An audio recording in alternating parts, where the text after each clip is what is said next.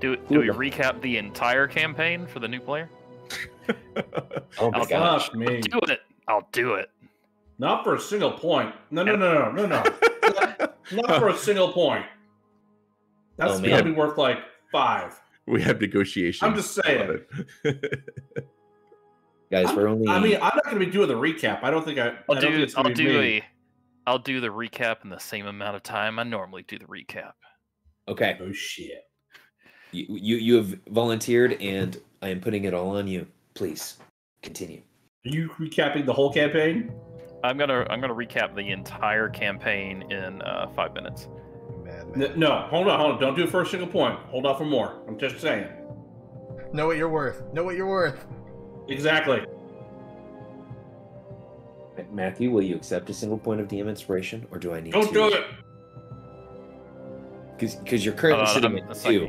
I'm signing into... it always signs me out on Fridays, right at the campaign time. I don't know what the Forge... You can't just stay signed in. It's not fair.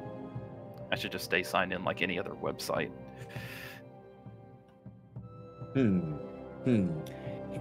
Here's what I'll offer you.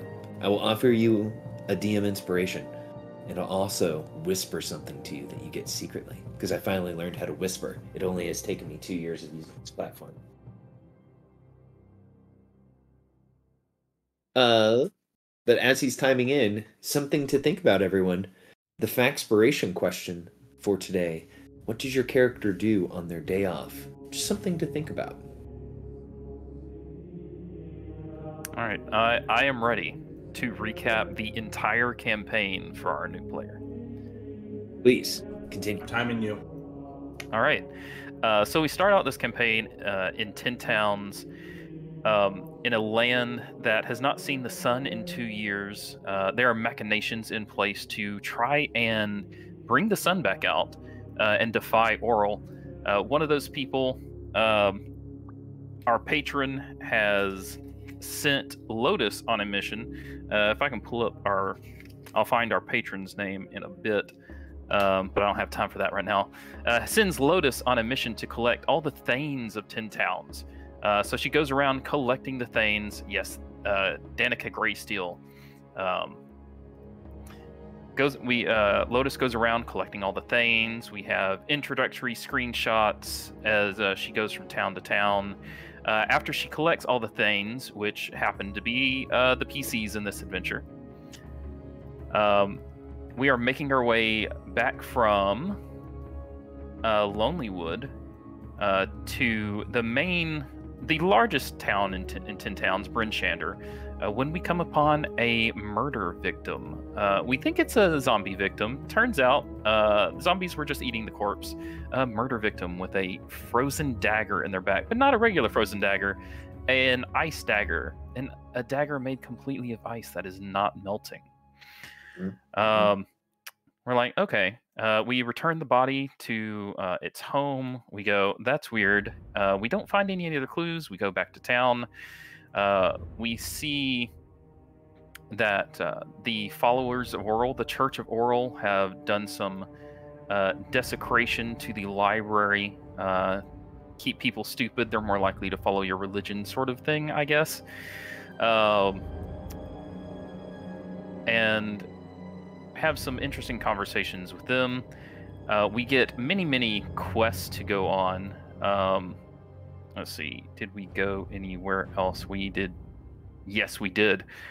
We went to a place called Bremen in the meanwhile. Why did we go to Bremen? To catch some chewingas, because our first quest was Danica had the idea that chewingas might be able to unlock some clue, because they can sort of manipulate the weather in their general location. So she's like, well, if we can manipulate the weather, we can get the sun back out. So we get some chewingas in Bremen. That is where we are first accosted by awakened creatures in actual combat. We had met them before, but combat didn't break out at the time. We defeat the Christmas critters, save the chewingas, bring them back to town, get rewarded by Danica, learn some sign language, ? Just tiny bits. from the Chewingas that can't talk. We get many follow-up quests, which there's a Loch Ness Monster and Miardwalden up here. I can't shift-click anymore. I guess that was a function of a mod. We've also met a person named Knobberknocker that gave us a few quests. So we got Loch Ness Monster up here. The Ice Knife Killer is somewhere. Knobberknocker is going to summon some air elementals in Bryn Shander. There's a lost shipment of iron that some dwarves want us to collect over here. While we were in Bremen, we also learned about some people that were like forming a cult. They're over here in one of these two towns. We could ask Gaiman about it. He's from that area. There's also a quest to collect frogs, or basically figure out how these ice frogs keep from freezing in the winter. There's also some winter wolves down here that could be taken care of. But yeah, we've gotten a lot of quests, and then we decided that we wanted to finish off the Ice Knife Killer quest, figure out what the Ice Knife Killer is up to.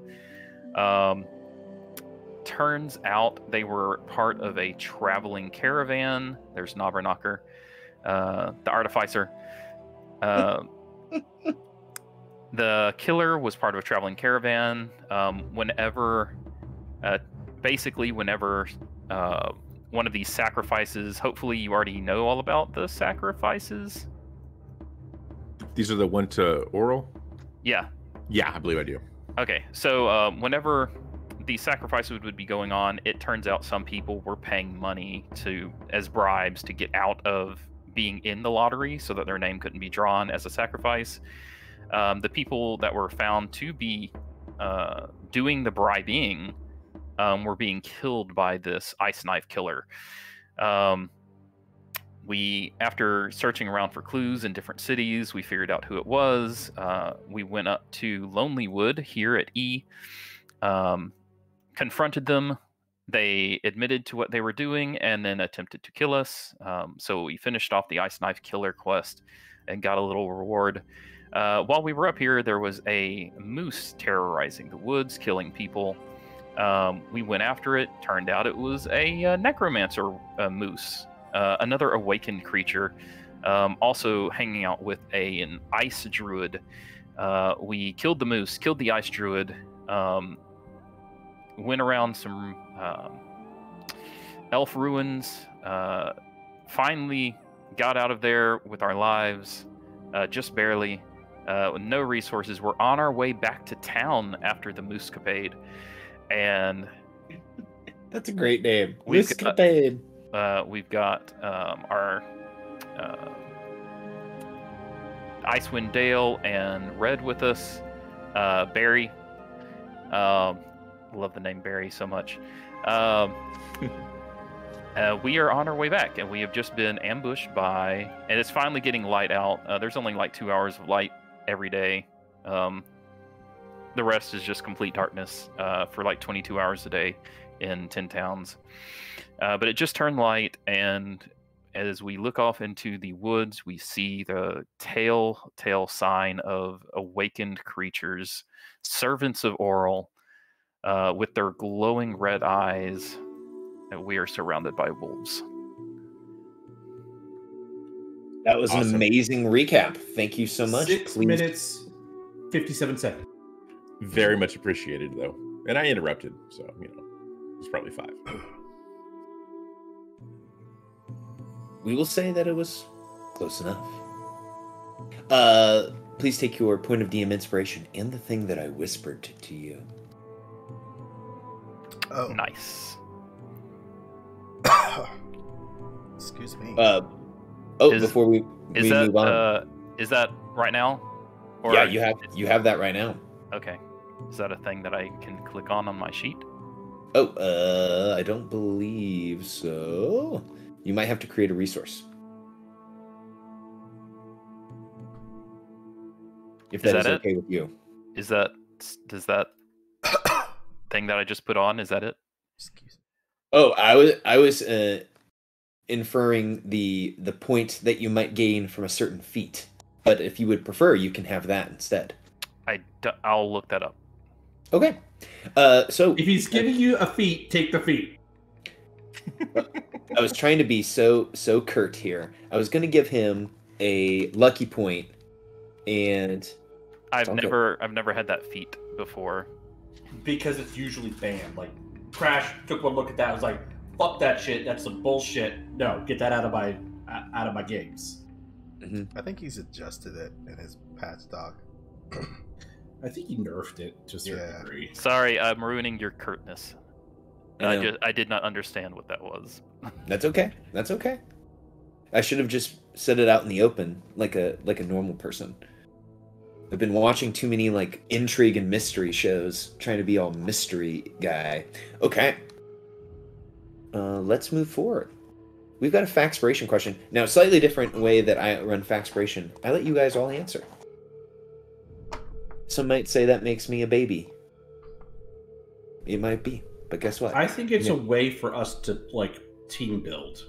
Mm-hmm. Oh yeah, absolutely. But not, take a special day off, like, that's a normal day off, and then we have to, like, go somewhere obscure and, like, waste a bunch of time. No, it's a quick and easy team building. Absolutely. So, everyone, what does your character do on their day off? We will begin. We'll give Matthew a break here. With David, with Game in the Glade. What do they do on their day off?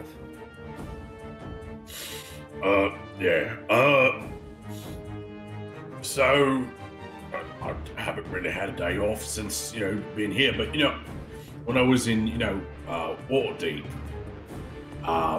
I take a day off to, do the shopping, get what I need for the week. Get some ice wine, get some candy, stuff that you run out of. Just, do shopping, little clock cleaning, stuff like that.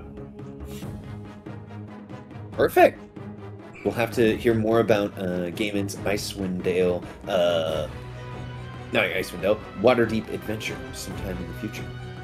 But you have earned a Faxpiration die, a D6, usable in this session only on any D20 test. Let us move forward to the White Lotus. What would Lotus do on their day off?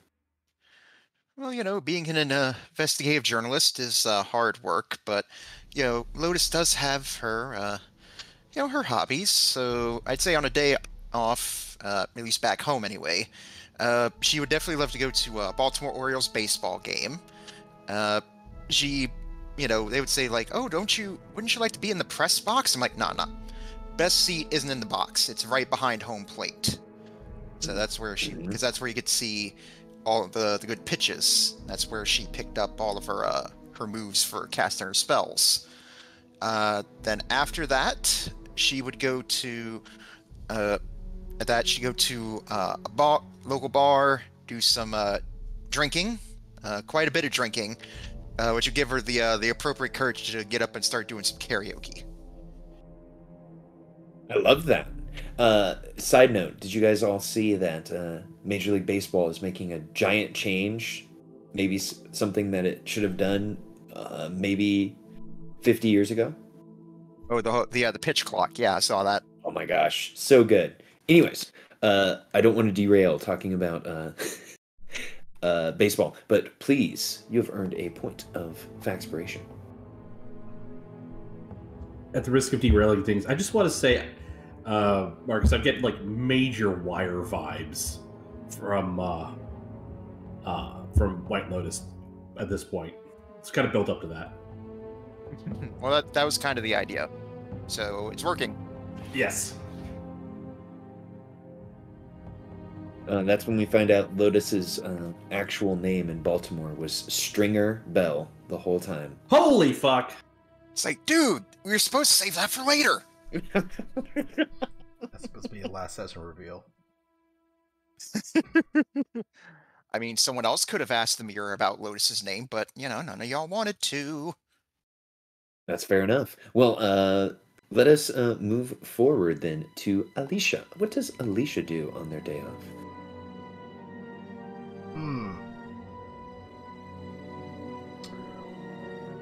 honestly think they... I don't know if it really is a day off in the clergy. Maybe a little bit of shopping, but like mostly just tending to the shrine, tending to anyone who decides to come by and offer prayers. I guess they would imagine if they ever had a day off, they definitely would like to go to somewhere that's, I mean, more recently, somewhere that's a lot warmer than this, and just kind of just like lay out by the sun for a little while. But yeah, I think that's probably what they think of at the moment. Wait, That's fair enough. I just had an epiphany. For followers of Lathander, is sunbathing like holy devotion? I think so. Oh Probably. shit. Interesting. Oh yeah, just like well, if you guys would ask Miss Danica Greysteel about this, moonbathing is something that the Moon Maidens do to honor Selune, and unfortunately enough, they have to get in the buff and roll around under the moon. Hard to do that when it's so cold. I was about to say, unfortunately, just because it's so cold. Or fortunately, depending on who you ask. Let's So see how here. soon can we get rid of this stupid winter? Elise is asking for a friend. Well, we already asked that last session, remember? It's true. You So guys we're- saw so it. we're going to the Danica got going to the frost. expiration. So we're going to the Frost Fortress. Gotcha. Guys, we're skipping ahead to chapter 7. Let's do this. Avalas.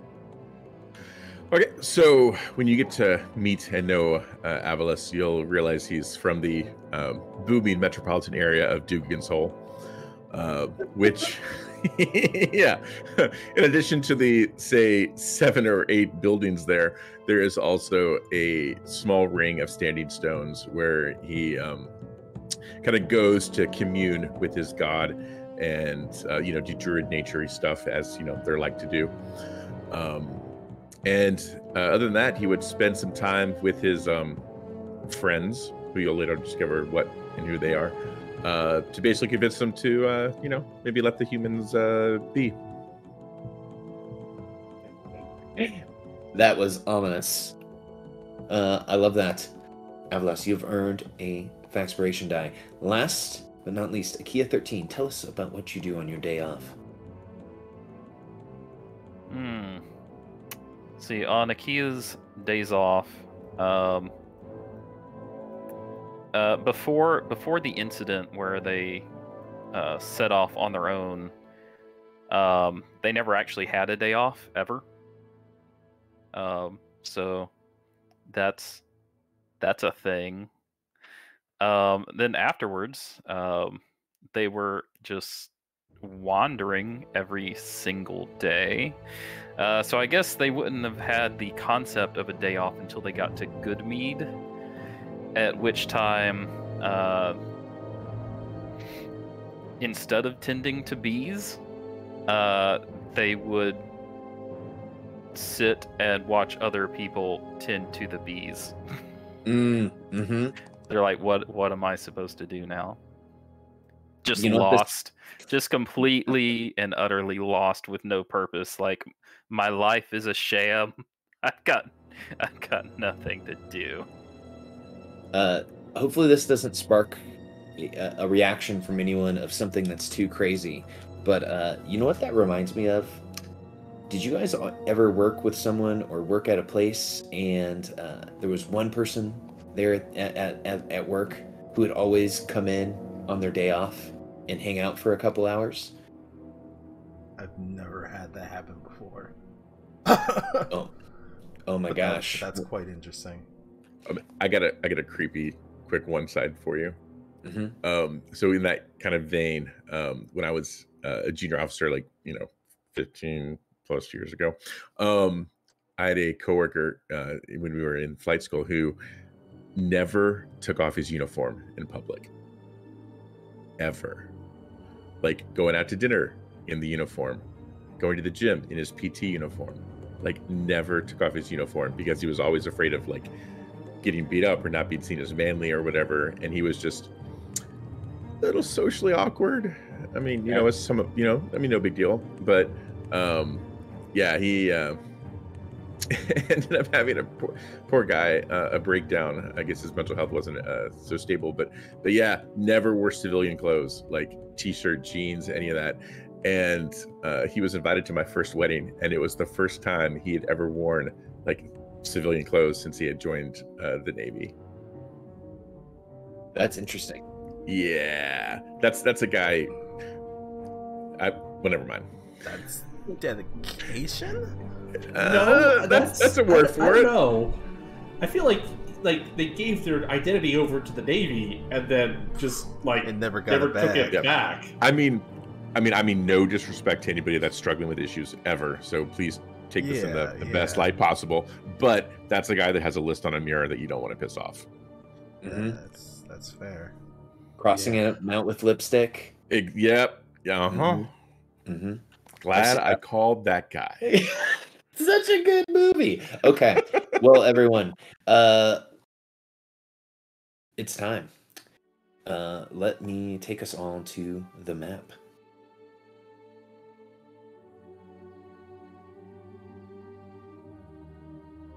We are in Lonelywood, technically, and we are in the Lonelywood Forest. I don't know. I think we've got a bunch of wolves about to keep us company. That is absolutely true. So, Next to the evil bush. you are next to the evil bush, and like I said earlier, without a single pair of scissors or clippers. Just so that we can get back into the mood of things.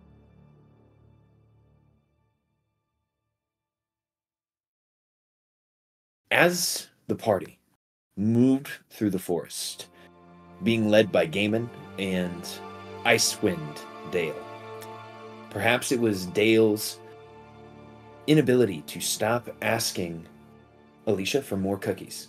Perhaps it was Gaiman's jitteriness, but there was some combination of things that left you to be off the beaten path, off the trail that you had blazed so easily earlier. The forest is surrounded in this thick veil of mist, trees draped in white frost, sparkling in the dim light. The silence was palpable, broken only by the crunch of the snow beneath your feet, and of course, Red, the berry bush, asking if anyone would like to eat of his remaining berries.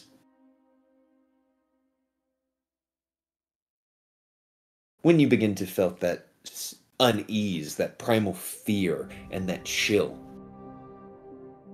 and when your DM started playing wolf sounds, of course, emerging from the mist was those red eyes, which, we have this recorded, Gaiman gave an incredible intimidation.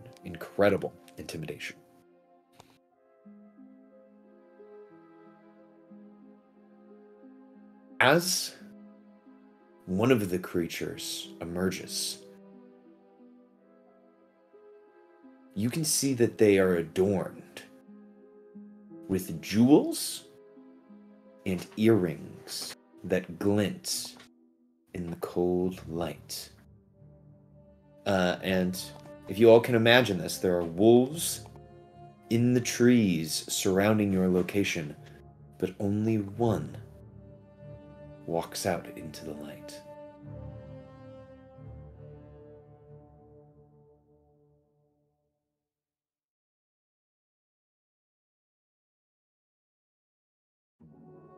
And as this wolf walks out into the light, I wanted to give agency here to Avalis. Avalis, at any point during this scene, you got your letter from Miss Danica.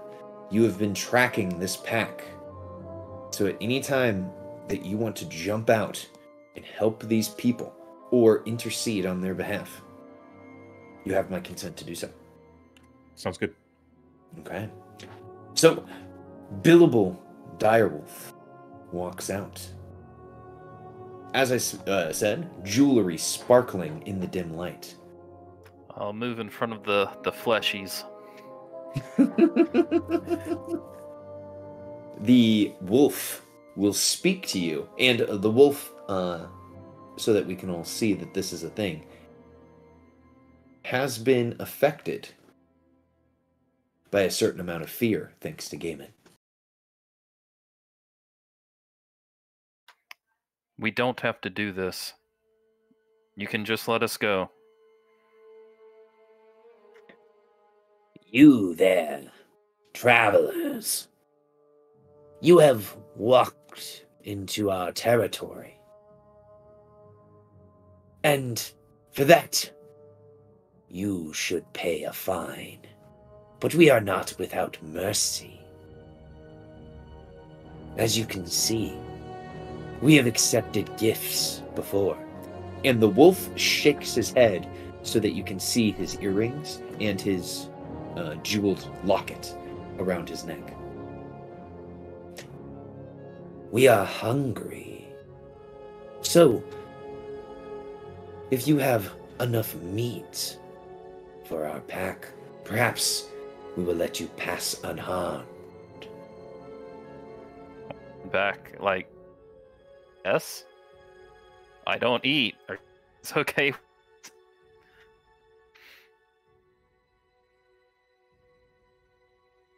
Good, every... Quiet. Refuse and face the fury of winter.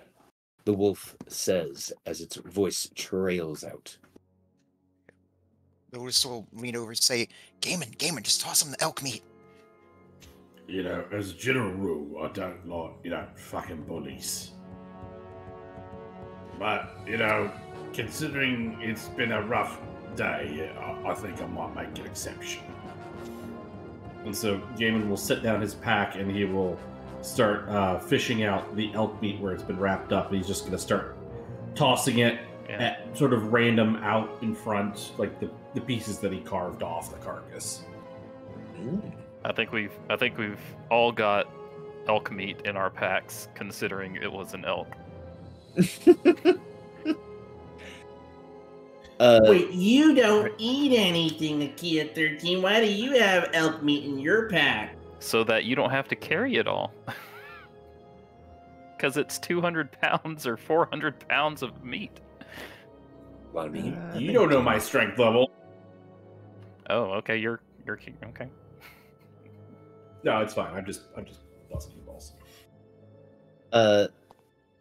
The Billable Direwolf makes a quick perception check as he sniffs. And the direwolf looks up to you all and says, This is a sweet offering that you give to me and my pack. This smells of the sweetest elk meat that has been fattened on the blood and meat of humans.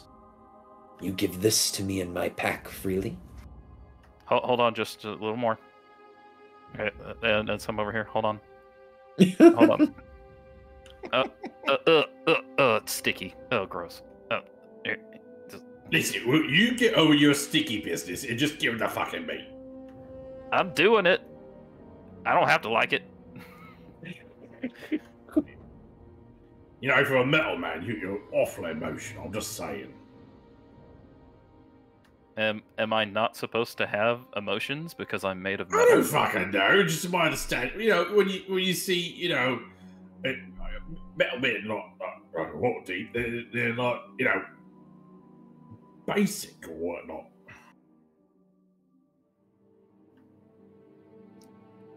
Lotus will cautiously step forward and take out her portion of the elk meat and just set it down and then just slowly step back. I did not know that you were familiar with other people made of metal. I'll have to talk to you about that later. But yeah, they're called like nimble lefts or whatnot. They're like all Although- over the bloody place, like on the rich parts of town. if they don't have emotions, then I don't believe they're the same thing as I am.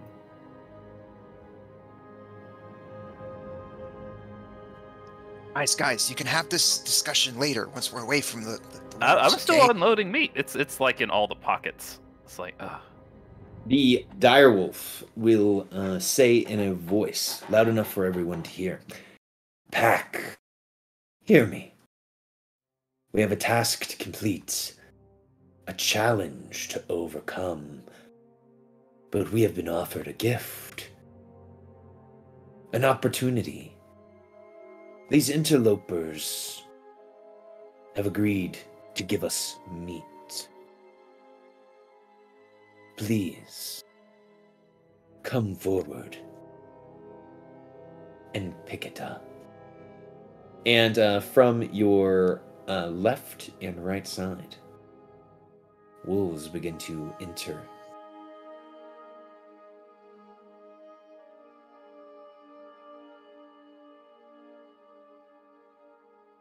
Staring at you all with those brilliant red eyes, and they begin to pick up the meat.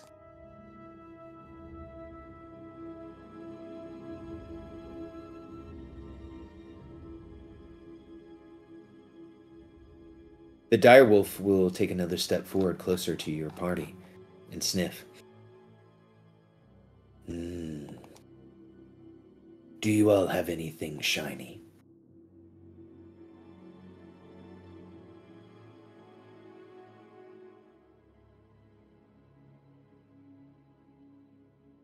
I mean, we gave you the meat. Is that enough to like apologise for the transoms or whatnot that we did? Yes, we will accept the meat and you can leave our forest. I'm just curious. Hearing the mention of something shiny, Lotus will shuffle behind Gaiman, hoping that his massive bulk will hide the mask she's wearing. Mm-hmm.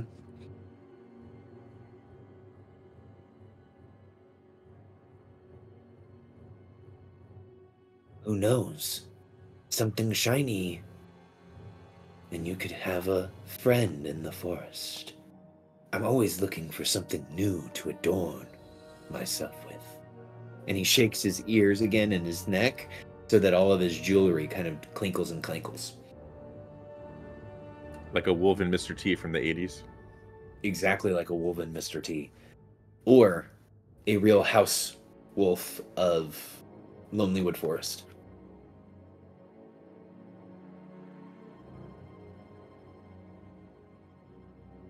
But if not, I understand.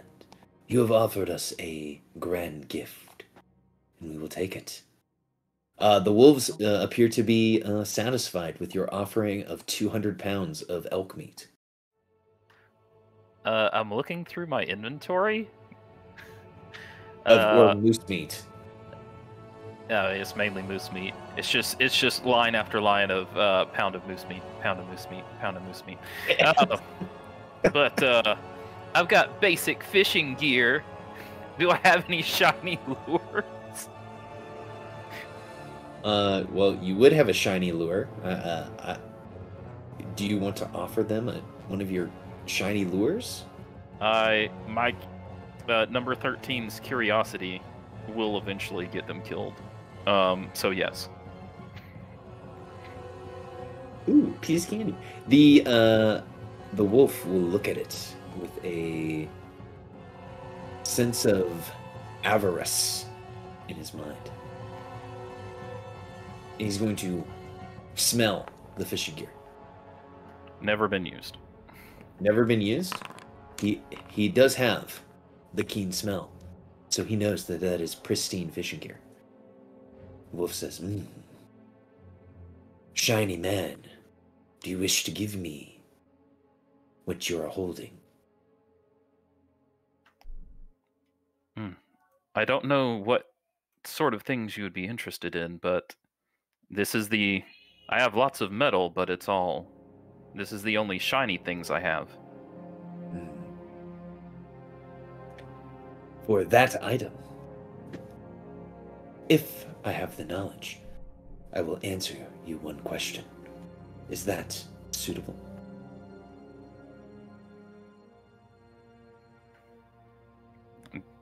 That seems acceptable.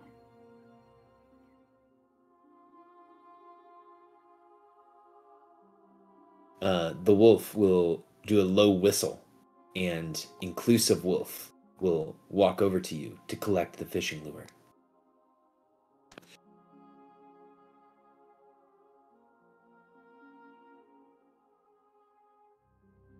I was curious. Do you know how, if there is a story, there is a deceased druid of the forest named Vernus? Do you know the story of how she died?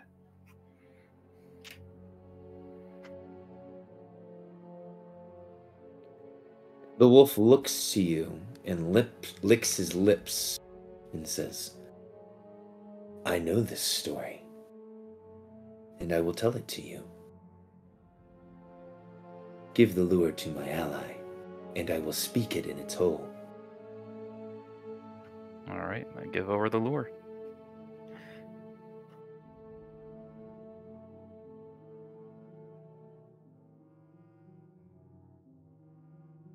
So, the alpha wolf begins to stretch his neck.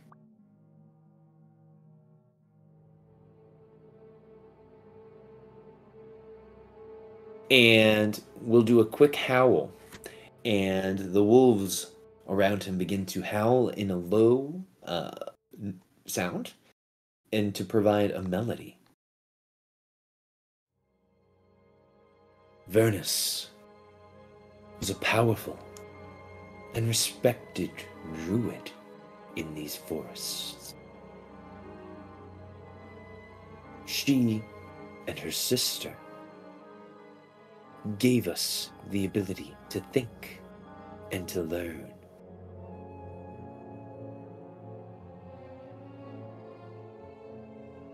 She was driven by a desire to protect our forest so that all of the animals could thrive. And so she ventured into the human realms of 10 Towns, of Icewind Dale. There she saw the ravages of greed, of fishing, the endless cutting of trees, and the poisoning of our land. Vernus swore to us and to all of the other animals she would use her power to destroy their crops, freeze their blood, and bury their homes. But alas, you humans, you settlers of the land, are not so easily defeated.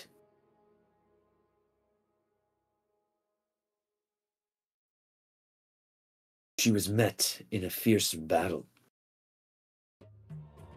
and fought with all her might. But in the end, she was overwhelmed. With her weakened, the humans closed in for the kill, struck her down, ending her life and her dream of a world in balance. And the wolves' howling increases in tempo and pitch.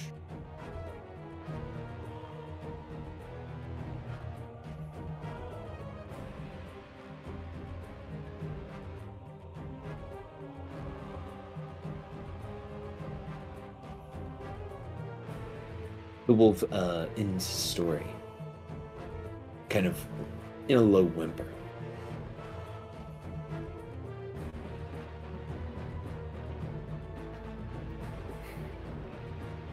It is possible to take that as a cautionary tale. You seem to love your pack. The best thing you can do for them is to stay out of trouble so that you will always be there for them. Yes. There's a bit of decision making that an alpha needs to make. What fight do we have? What prey do we go after? And how do we encounter strangers in the forest? I can tell that you are wise, since you did not attack us immediately. Mm.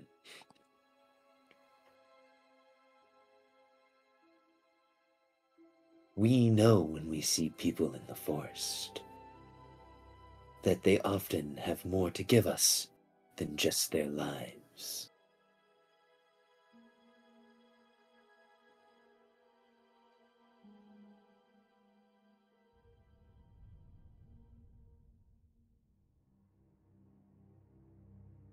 The wolf looks to you all, and seeing that you all have given it all of your meat, you have no shinies to give, except for the fishing lure.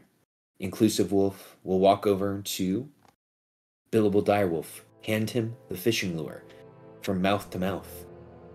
And you guys get the feeling that Direwolf is going to have a tongue piercing before the night is over. The wolves Ouch. begin to exit the scene. Is there anything that any of the player characters want to do with the wolves before they leave?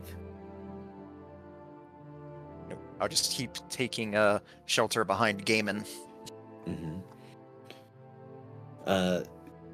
Lotus. Gaiman is. You've probably heard this statement from your mother a few times. You make a better door than a window. Perhaps when you were getting in front of her telenovelas. Gaiman actually fits that statement. I kind of figured. Mm-hmm. The wolves will exit the scene. Billowable Direwolf looking over his shoulder at you all. Thankful for the meat and for the new fishhook. I think Alicia will step forward as the direwolf is kind of walking by. And will say, I understand that Vernus wanted to protect the lands. However, I feel like there could have been a more peaceful situation. One that could have at least benefited both the wildlife and the settlers. Instead of just going to war and losing lives. Perhaps you are right. But all she knew was war. That's all her heart had in her. Well, then... Maybe. I'm sorry. Oh, continue. Continue. Oh, no. You. No, you. Okay, so No, the wolf you. will say to you, This is the politest wolf I've ever met. from my Somebody go fucking first. I'm gonna fucking lose it. from my experience with wolves at Wolf Park, they are actually very polite animals. As opposed to dogs. Little motherfuckers. The wolf will say, we do not care for war. We love to hunt. We love our pack.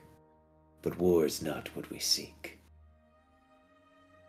At least, not one we don't know we can win.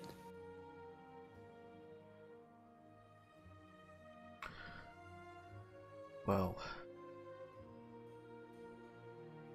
I believe Vernus and her sister, Ravison.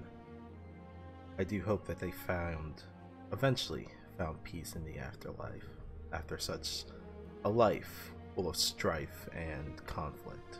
Maybe now they can actually rest.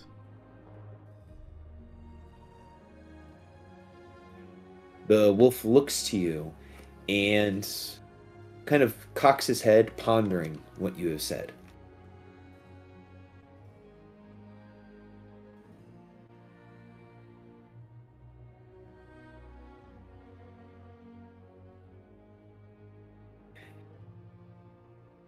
The wolf says, I don't know of an afterlife, or of any gods besides the god of winter.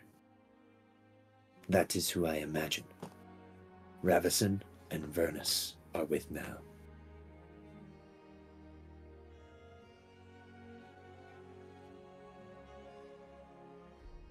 At least will just kind of just nod their head.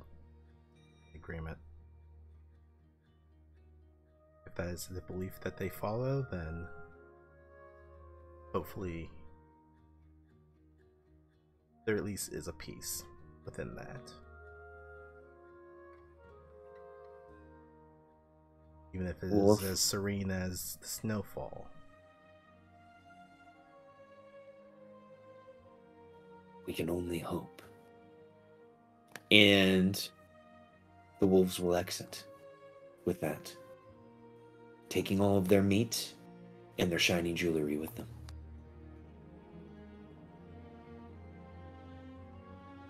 Ooh.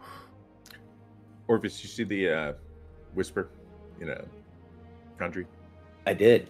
Perfect. So as these wolves exit, maybe a few moments later,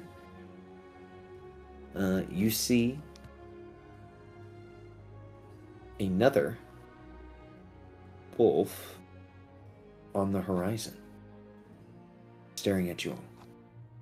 And let me create a duplicate. I'm gonna need to do a whole thing for this. You can just drop the regular token. I won't be a wolf long. It's fine.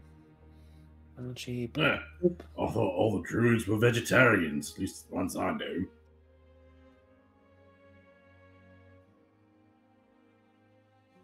Don't know about all this hunting business.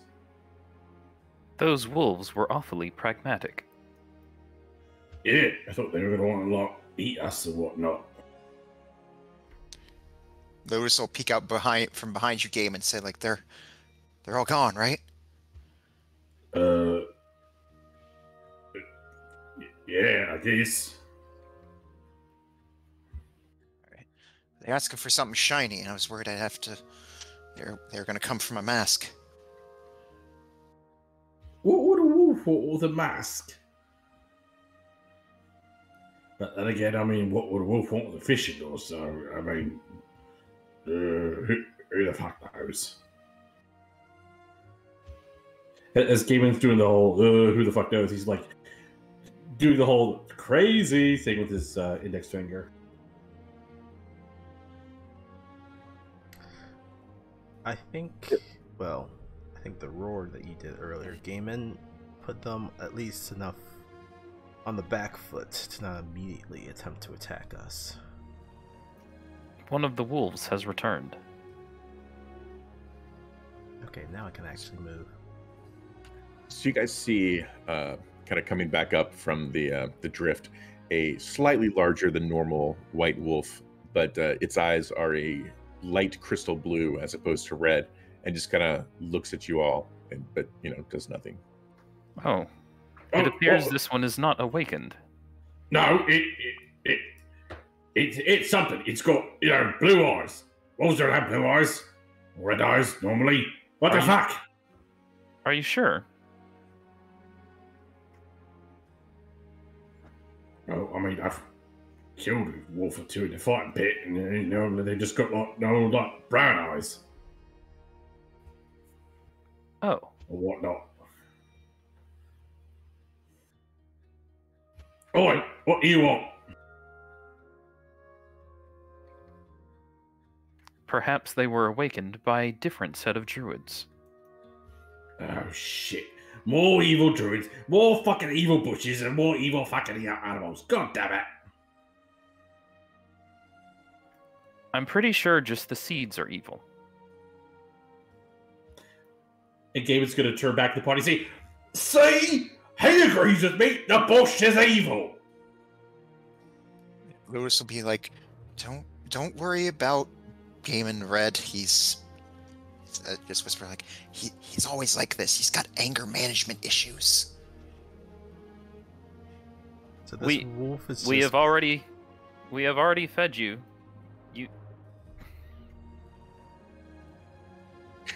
At this point, being directly addressed, I'll change back, because of course just making this harder on you. Change back to my normal form.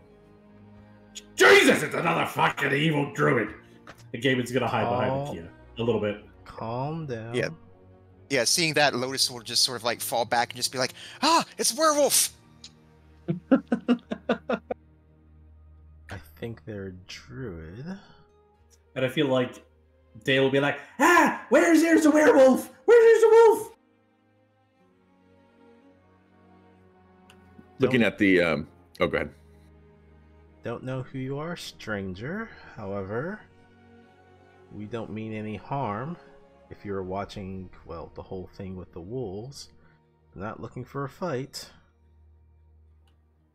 Looking at the blood on the ground. Go ahead. No, just Gaben was saying speak for yourself, because, like, again, he's very touchy about after the recent encounter with the other druid. Yeah. So I look at the blood on the ground and then look at, I guess, the Kima who addressed me first and say, "Are one of you injured?"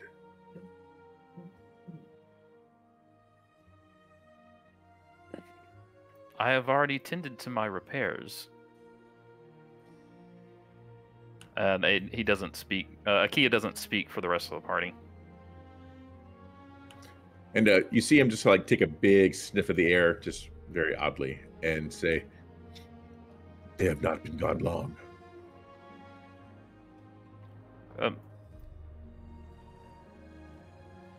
The other wolves. Yes. Tracking for days.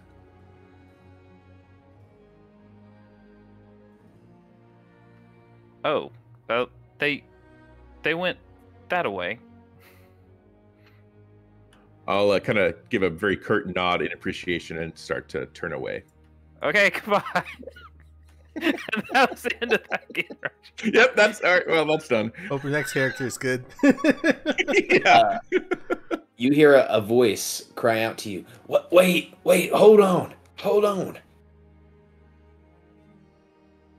That was the coolest thing I've ever seen. I've never seen anybody become a wolf. It is not common amongst you. Well, none of these people can do it. He points at the Thanes. But that one is half bear, and that one... dragon? Well, I'm long descended from the dragons, but it's a whole other thing. Wait, well, before you just run off into the woods all nimbly-pimbly, you gotta tell us more about yourself. And maybe you could help us out of a tight spot we're in.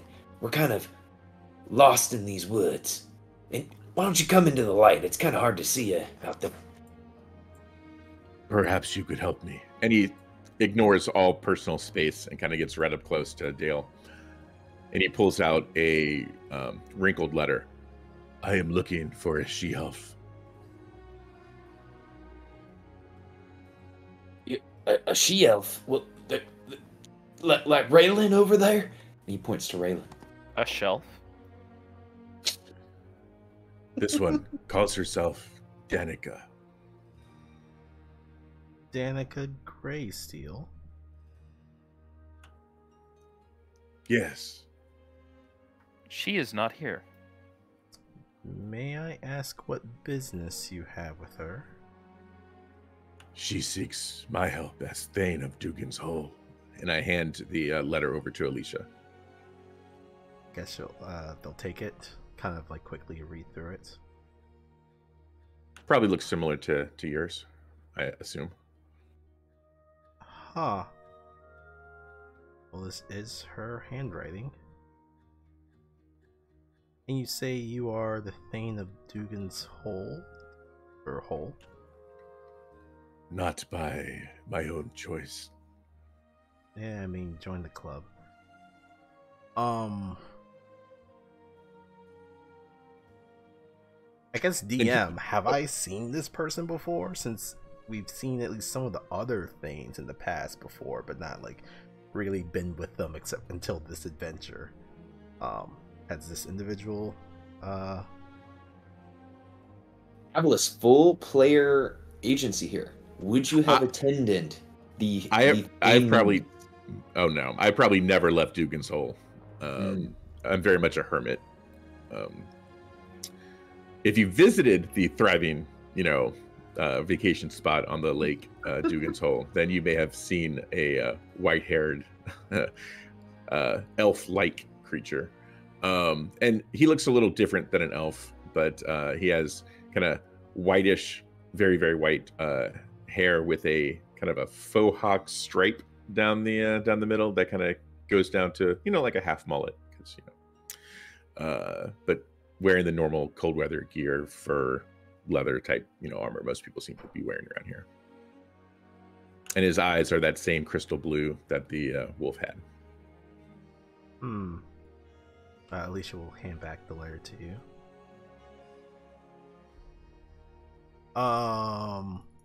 Would you mind if I attempt a insight check when you were kind of speaking about all that? Do what you got to do.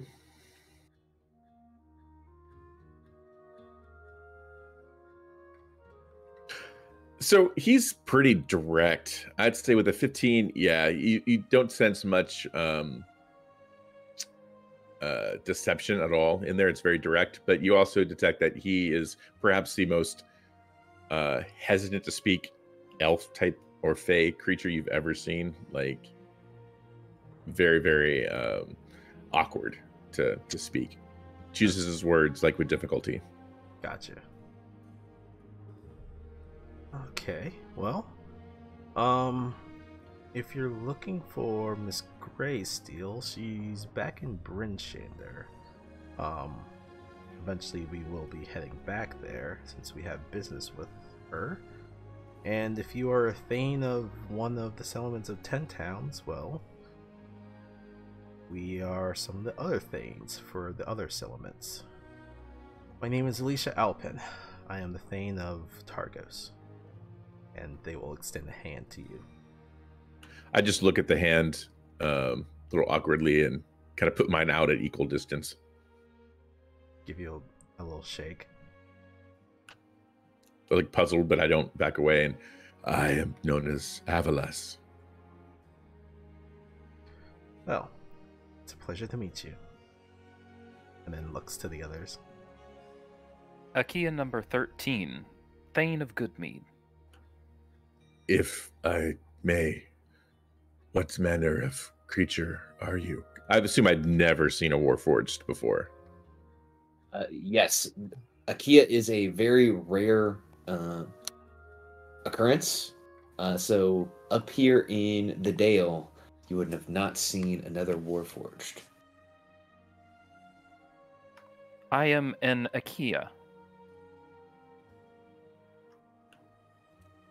And I, again, not respecting personal boundaries, I look to Alicia and go, does it bite? No. I have no mouth. And he doesn't really consume food in the same way that most of us humanoids do, so you shouldn't have to fear for that. I put my hand on the closest part of the metal part of Akima that shows like whether chest or arm and go, cold, hard.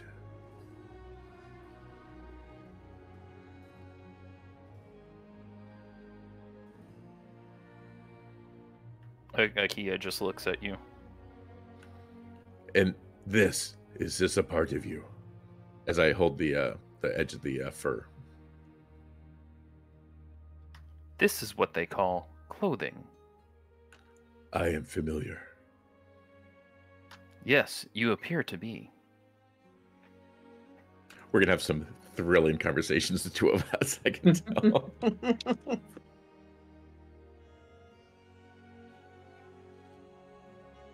And you are... Did Dale introduce himself? I think he said Dale, right? Yes. Okay. Dale would say, I'm Icewind Dale. Probably the most skilled hunter, trapper, and tracker, and exterminator in this Unlikely. realm. Dale is...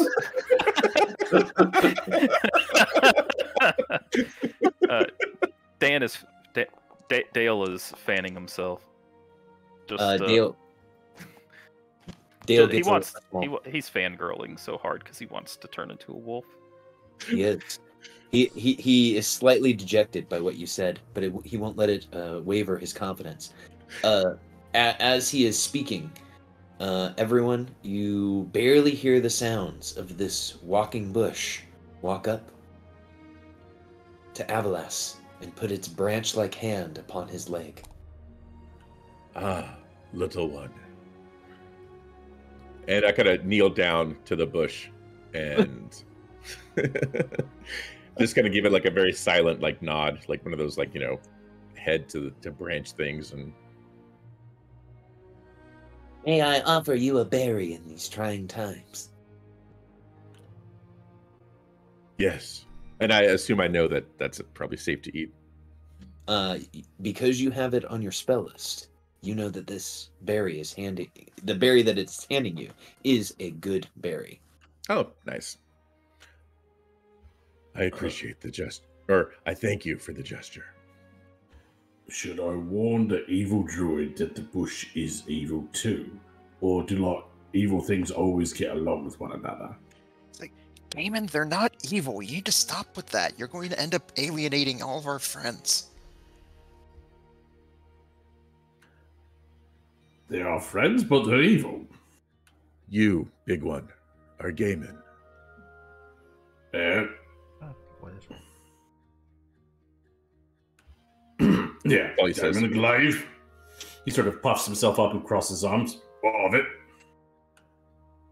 You are very large. Yep. Scary too. Yes, to some. What's that supposed to mean? That you would likely be very scary to some. Are you saying I'm not scary to you? What you'll notice about Gaiman right now is that he looks exactly like his picture, except for these veiny blue lips. Oh, yes. Let me describe that. So, Avalas, you do see that Gaiman is a Goliath, who you are familiar with the Goliath clans of Icewind Dale. But unlike normal Goliaths, who would have like a pale white or a gray lip, he has the deepest blue lips, and I don't know what the skin is called between your chin and your lips, or your skin between your lips and your nose, but that area of his anatomy has protruding veins on it. You seem afflicted. That's something we'll get to later.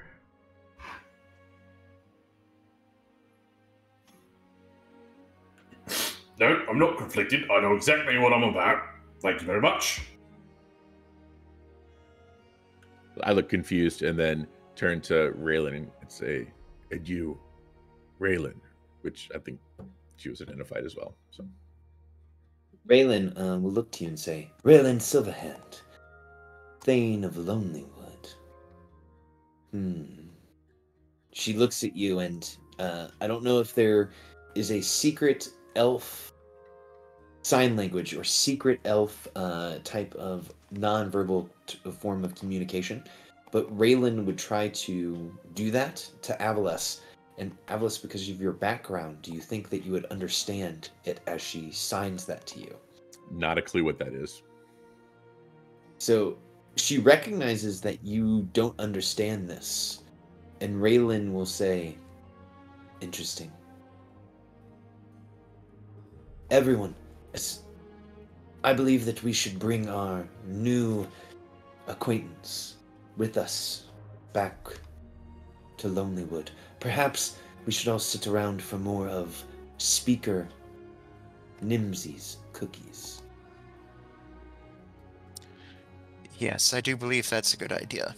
And, allow me to introduce myself, and you see the White Lotus will give you a bit of a bow of her head, and we got mostly white scales with the light purple highlights to them. You see she's wearing a very light outfit, sleeveless, showing off her legs, seeming to have at least some natural resistance to the cold weather.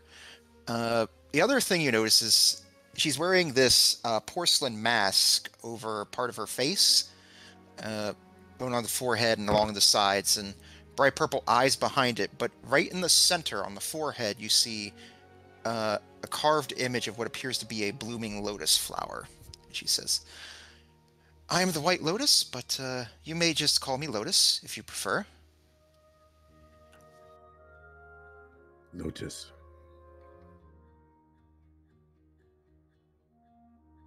That's all he says. Does Avalos have any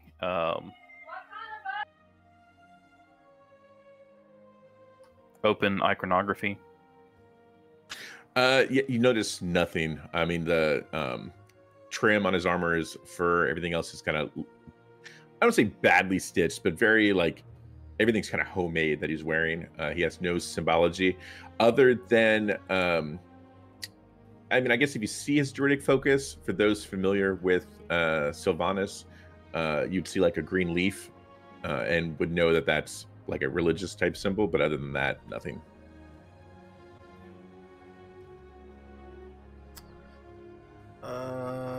DM, would that require a religion check to gain a little bit more information on that, or would my proficiency just cover that?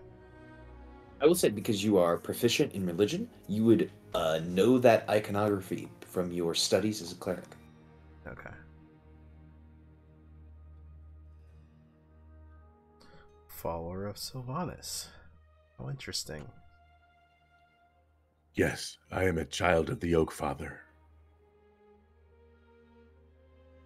You know of him?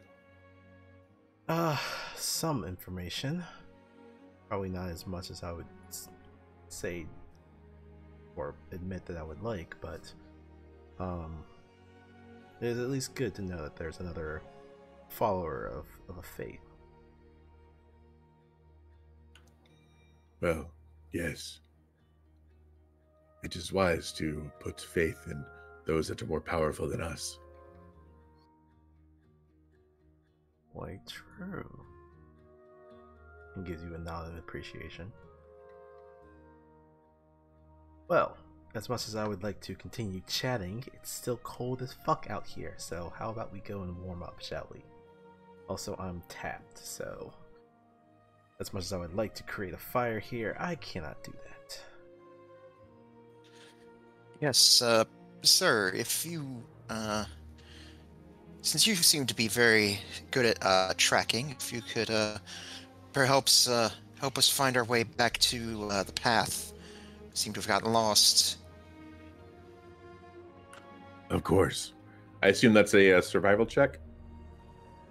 Gaben's gonna give Lotus a hurt look. Dale will say, well, why don't all of us put our coconuts together? See, I'm an expert trapper, survivalist, and enthusiast of all things outdoors, and Gaiman is an expert naturalist as well. If we all three put our heads together, surely we will succeed and find our way out of this forest. So the DC is lowered because Icewind Dale is with you. And since both of you have survival proficiency, one of you can make the survival check with advantage. I think that ought to be our new druid. Fingers crossed, but I warned you on dice rolls. You did, but we'll see. Oh, Well, okay. there you go. Well, that works. A reversal of fortune. So, Avalas is able to show you guys out of the forest in record time and make your way back to Icewind Dale, the city of Lonelywood, which exists in Icewind Dale. The trip only takes you guys an hour because of that nat 20. So, you quickly move through the forest. As you are moving, go ahead. I would say, as you see him leading, like he does not, because I'm sorry, he's an Eladrin, does not leave footprints in the snow. Like, kind of does like the Legolas thing of walking on top of it. Because Arctic Druid, no difficult terrain. So, absolutely. I would say, as we're walking, Lotus probably notices this, but you probably see her. She's got like a notebook in one hand and a quill pen in the other, and you just see her writing in it, and she just sort of mumbling like, "Oh, interesting, very interesting." Making some observations, are we? Well, it's. I'm hoping when I, I'm hoping when I win, I get back home. I'm, hoping to write a book about someone's adventures that are based on a true story.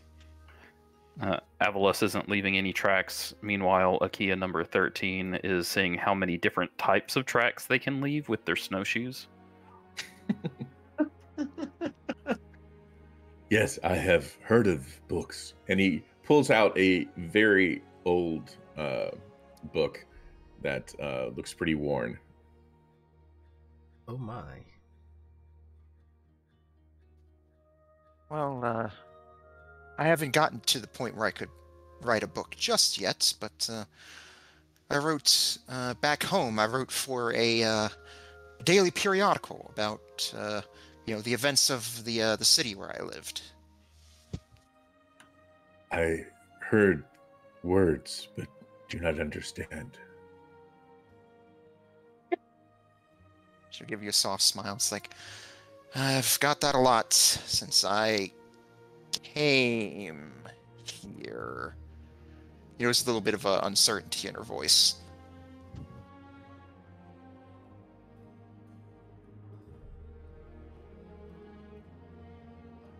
Having no proficiency in insight, he just kind of shrugs.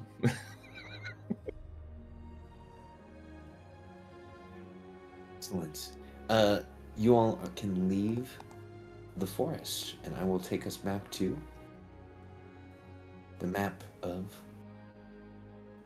Lonely Wood, which somehow has an octopus drawn on it.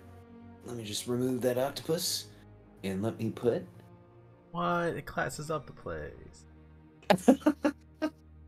Wait, you guys want an octopus? I'll give you an octopus. Oh, no. Listen, we already have a Leopleurodon we have to go out and kill, so... And The since only- we're in Icewind Dale, it's an icetopus.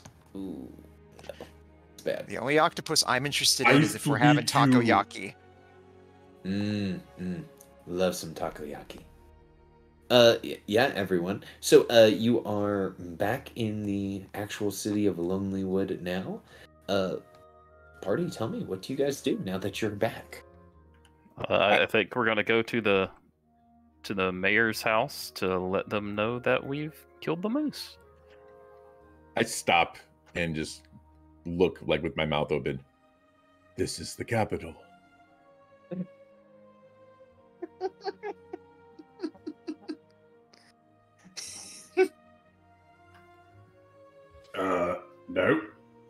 No, this is just like a smaller town, not the capital. This is some part of the dog. This is not a city. One of the settlements, similar to Dugan's Hole. Dugan's Hole pales next to this. Well, some of the 10 towns vary in size and population, so some are larger, some are smaller, some are more spread out, some are closer and compact. It really just depends.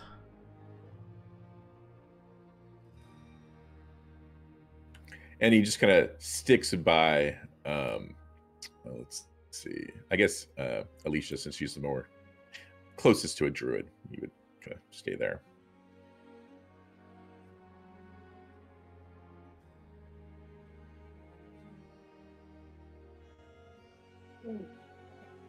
Yeah, I guess we knock on the door to the speaker's home.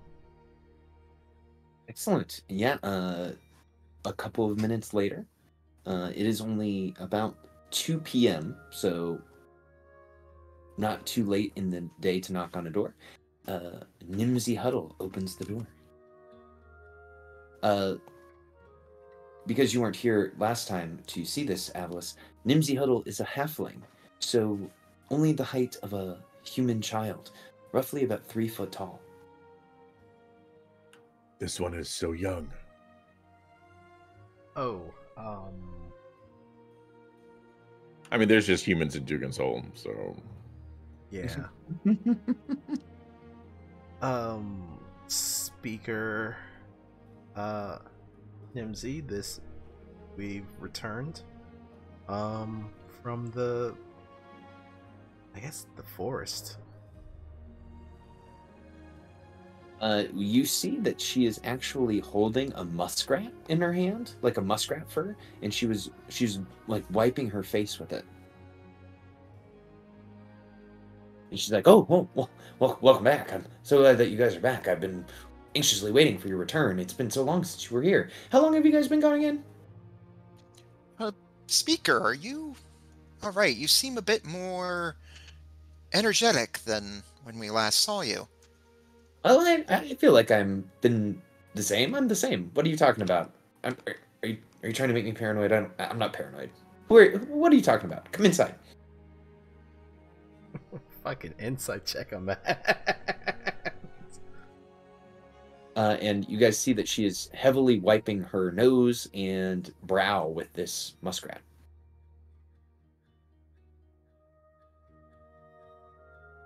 This behavior seems much different than the speaker that we were speaking with last time. Absolutely. Yeah, if you guys want to make an insight check, you definitely can.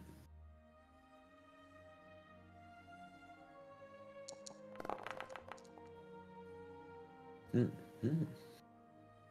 So, Alicia and Lotus, the speaker is definitely acting differently than she acted before. She's very jittery.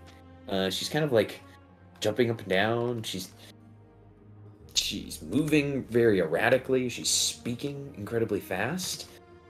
Actually, now that you think about it, this reminds you of the actions of someone that is close to you. I know idiots cook behavior when I see it. Yeah. Lotus will rub the forehead of her mask and just go over to say, like, Gaiman? Whoa, what? Did you leave some of your stash here?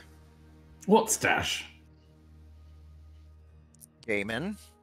What? When Akia used that ritual to find magic things, Yeah. we clearly saw you had it on you. Now, I didn't force the issue, because I want you to be able to deal with this at your own pace. But we can't have your addiction affecting other people like this. What? No. What are you going on about? I believe they are talking about the drugs that you have. Miss... They're not drugs. They're crystals. Jesus. Drugs? Not an addict, for fuck's sake. What are you guys Crystals talking about? often have beneficial properties. Thank you.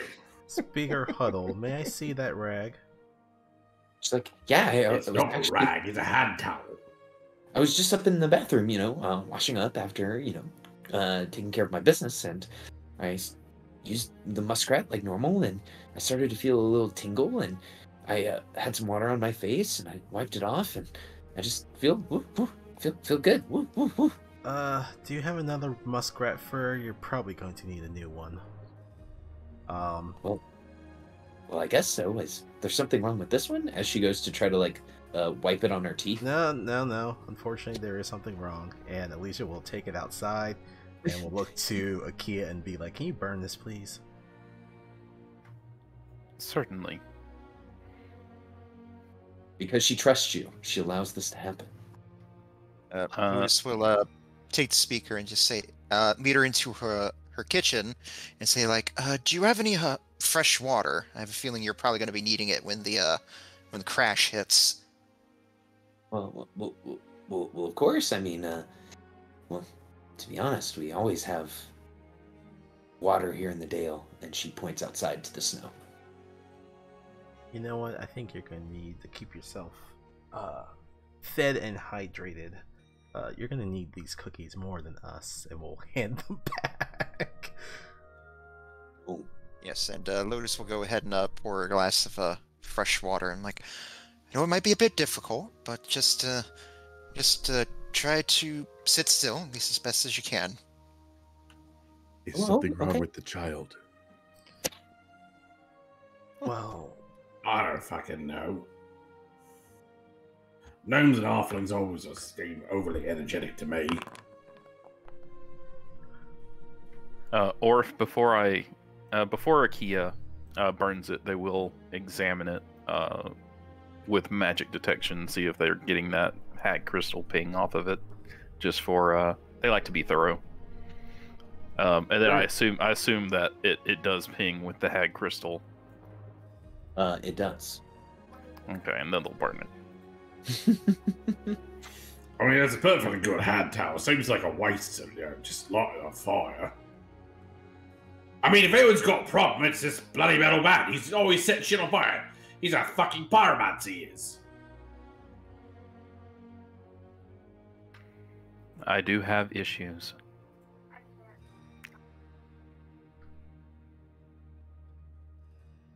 alright. Well, I'm not sure how much of a productive conversation we're going to have. Speaker Huddle, we took care of the moose problem. You shouldn't have that dealing with you in your loggers anymore. He goes, what? Oh, really? Oh, well, that's great. Finally, we don't have to be worried about the white moose of terror that was hunting us in the night, killing our loggers, frightening our children. Speaking of which, my children are going to be so happy that you all are back in town. Yes. Though I actually would warn, well, this may be a better conversation to have in the morning when you feel better. But I'll just say, next time you have some sort of meeting with the loggers, maybe ask them to not go as intense with their activities. There are still other creatures that inhabit the forest and need it to live. Of course. I will make sure that they're minding their P's and Q's when they're out there in the forest. I don't want anything bad to happen to anyone else. Those are letters. She says, who's this guy? This is Avilis. He is the Thane of Dugan's Hole. Apparently he was looking for someone that we knew, so I believe he will be accompanying us for the time being. Oh, I'm sorry to hear that you have to spend time in Dugan's Hole. It's such an unfortunately named town. It is also an unfortunate town.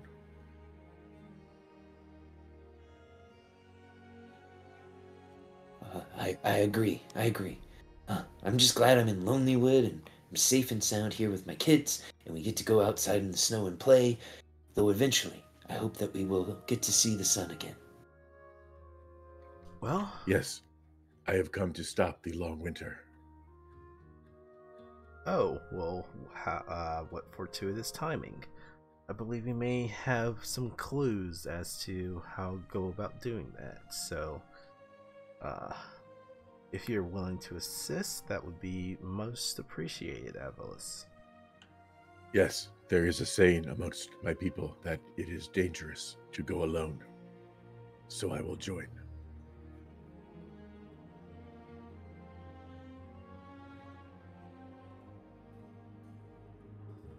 Well, this is exciting, everyone. You've gained a new party member. You guys took care of the moose. That's fantastic. I think I promised to give you guys some payment for that.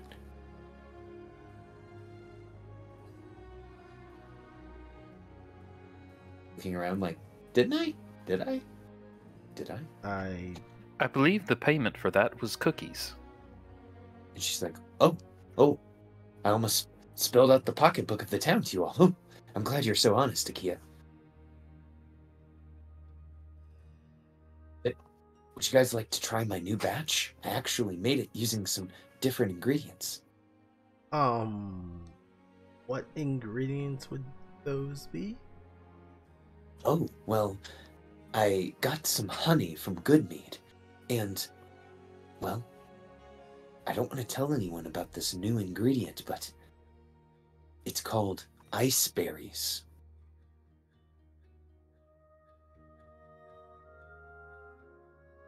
They are berries that can only be found in the coldest regions of Icewind Dale, and they are quite refreshing, so I made them into cookies. Ice berry cookies? Mm-hmm.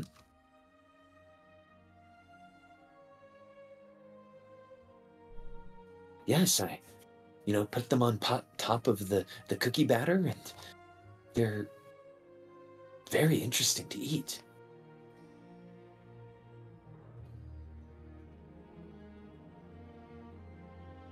Well, would you all like some?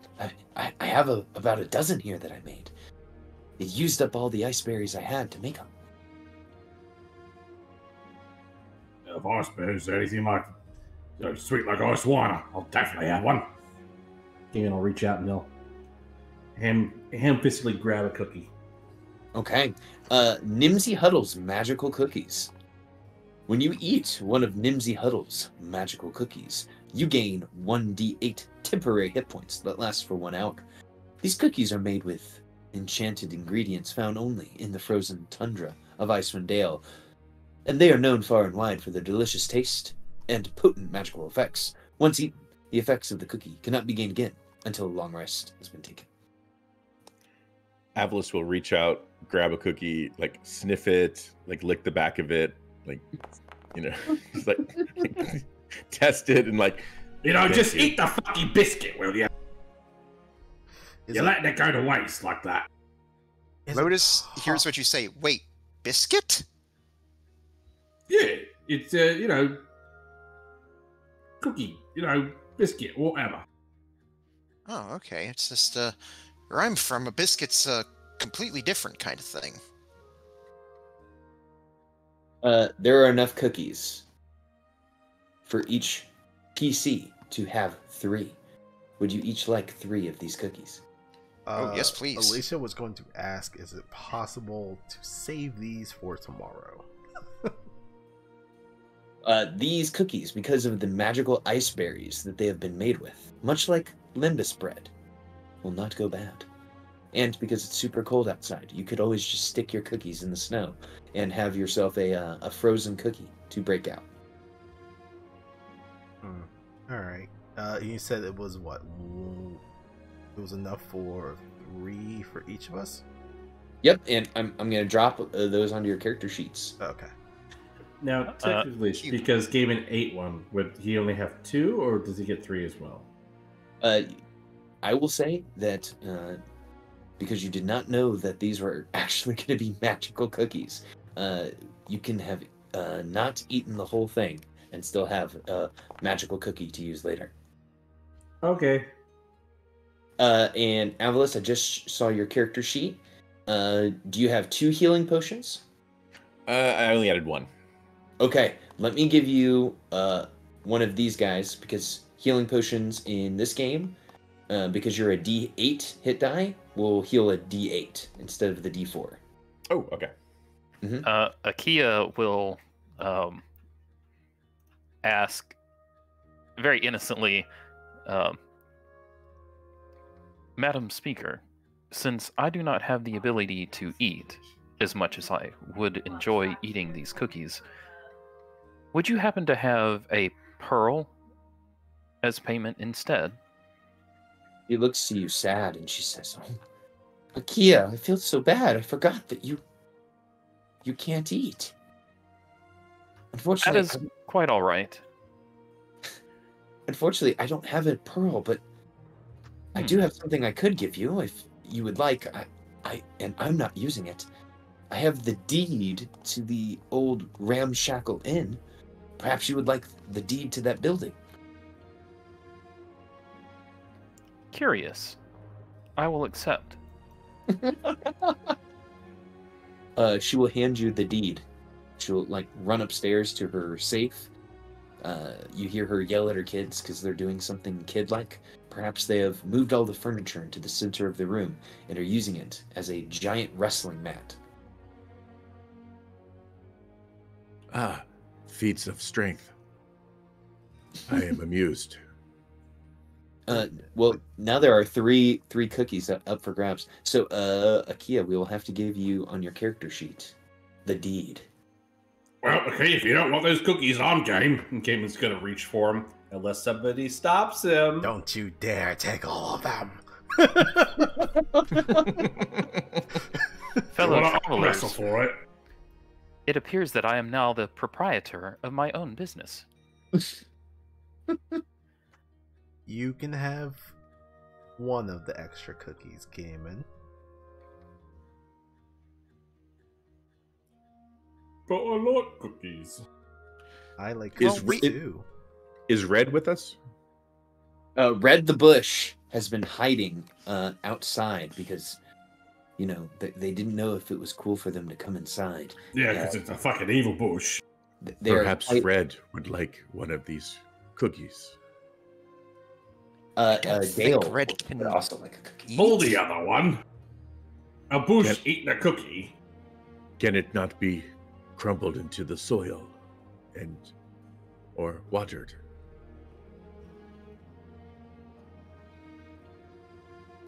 Maybe it can. I hadn't thought about that before.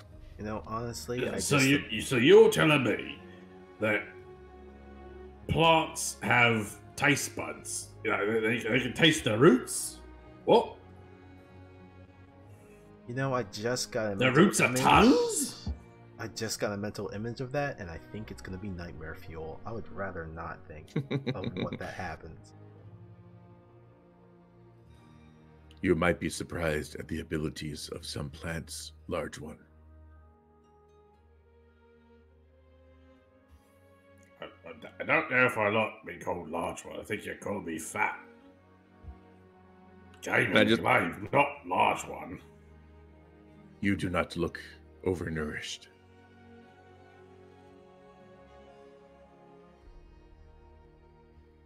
I don't know that word. I probably don't either. Maybe I'll say overfed. When you said you would be surprised at the capabilities of some plants, one thing came to mind.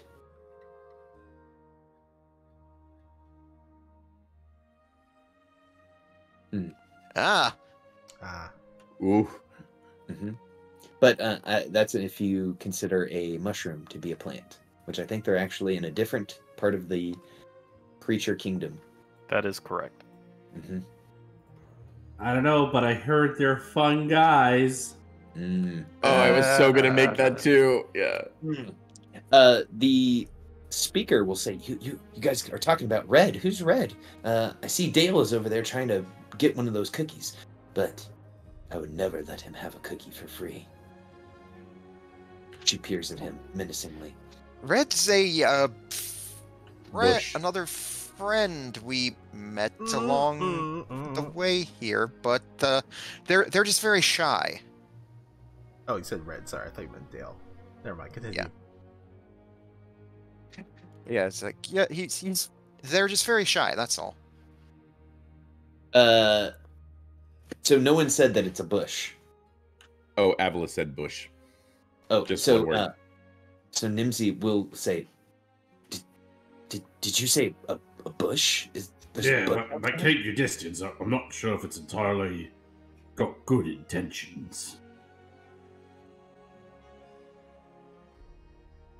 She will have to make a quick wisdom check.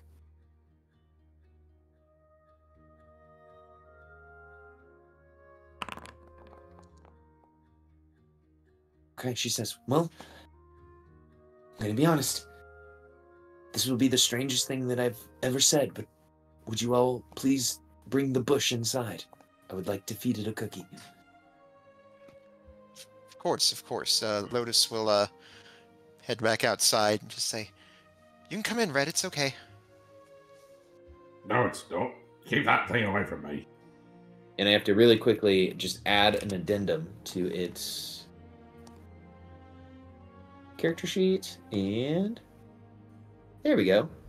Red berry bush will walk inside. Listen, I don't trust that fucking thing. You all lot are gonna be in there. I'm going to go find the Scrimshander. He seems angry. Happy drinking, Gaiman. Being angry, Fine. being And Gaiman yes, walks off. being yeah, Lotus will wait till you're out of earshot. We'll say like, yes, well, being angry is it's kind of his thing. You may be worried that you are hallucinating the talking bush because you are on drugs. But do not worry, I also can see and hear the bush. Her mouth is agape as the bush is moving around inside of her house with its arms outstretched, just touching things with its fingers.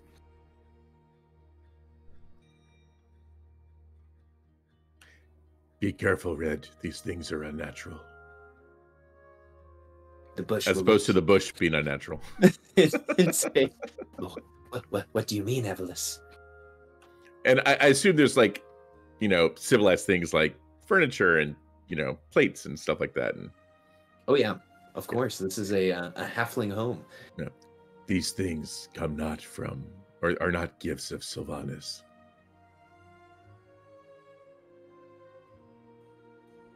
They hold no life in them. The bush actually sees the furniture that's been made of wood, and he kind of lets out a gulp, like, "Mm?" And the speaker gives him a reassuring look that she is not going to turn him/they into furniture. And you guys see the horrifying scene of a tiny halfling that's high on hag crystal feeding a berry bush a cookie. I don't even know where to start with this one. Yeah, I love it. That's a brand new sentence. You're welcome. Starts to moosh the cookie into itself, absorbing the cookie through its branches, almost like a vacuum. That is See. terrifying. No less different than us eating.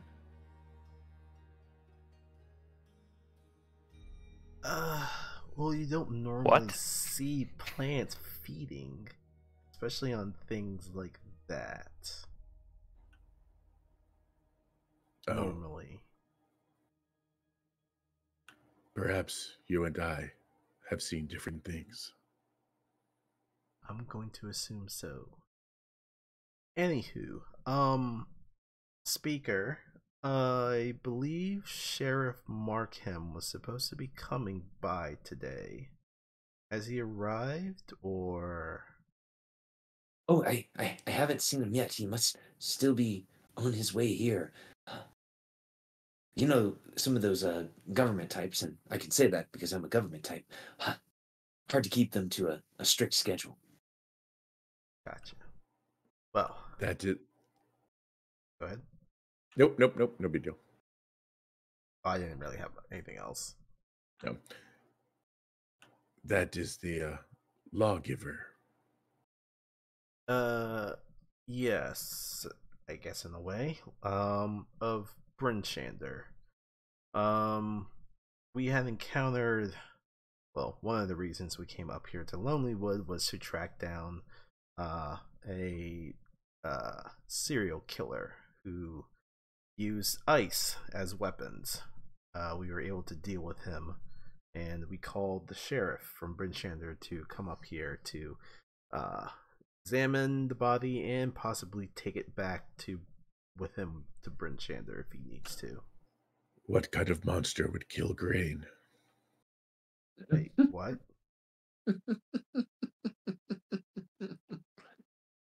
Oh, You're welcome. Yeah, it took Lotus a second to realize that, like, oh, I see. No. No, I meant a killer who goes around and regularly slaughters people. Oh. That's all he says. Though I guess a serial killer would be an interesting turn of events, honestly.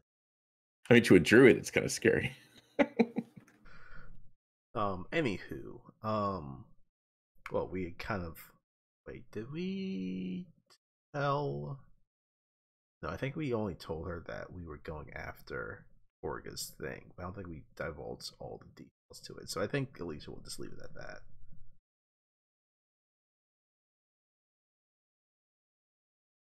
You see that Nimsy has become engrossed in watching this plant that has become awakened try to eat this cookie and just maneuver around her house. Her mouth is slightly agape, with just a small dribble of saliva running out.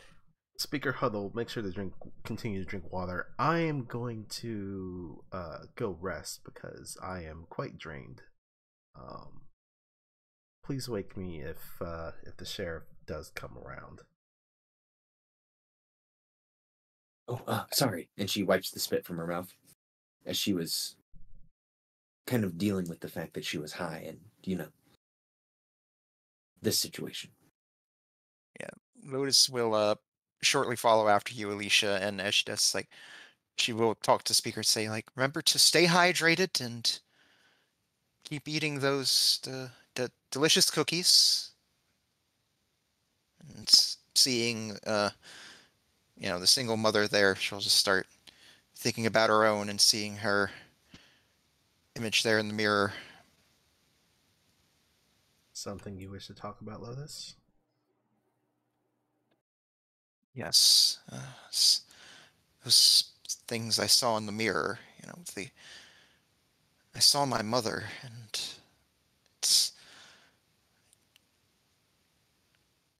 you can tell Lotus is really struggling to hold it together. If it's too painful for you to talk, you don't have to talk about it now. But if you, or whenever you are ready, you know that my ear is always open. All right. Well, let's find somewhere comfortable to sit down. I can talk to you about it. I guess we'll pick a corner of the room that's watching the kids play for the most part. The kids have now begun to play with Red the Bush, and Red the Bush is being chased around the house by the two halfling children. Avalis will go up to the speaker and say, I would like to see more of your great city. It was nice to meet you. I hope your parents return home soon. And I take off and go investigate the town, because the Scrimshander that Gaiman went to sounds different to me. Akia will also leave to do some shopping, which I will just message you about later. Excellent. We are splitting the party. Okay. So, it sounds like Gaiman and Avalis are going to end up at the same spot, the Happy Scrimshander.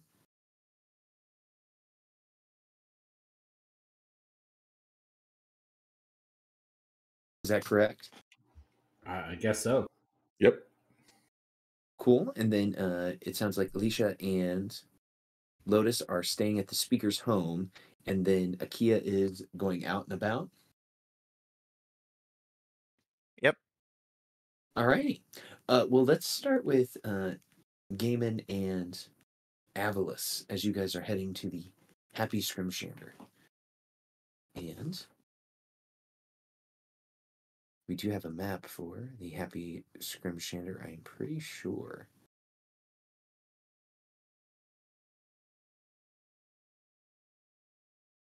And the Happy Scrimshander is where they had that like free, really powerful hooch vodka thing, right? Or Oh, am I yes. thinking of a different tavern?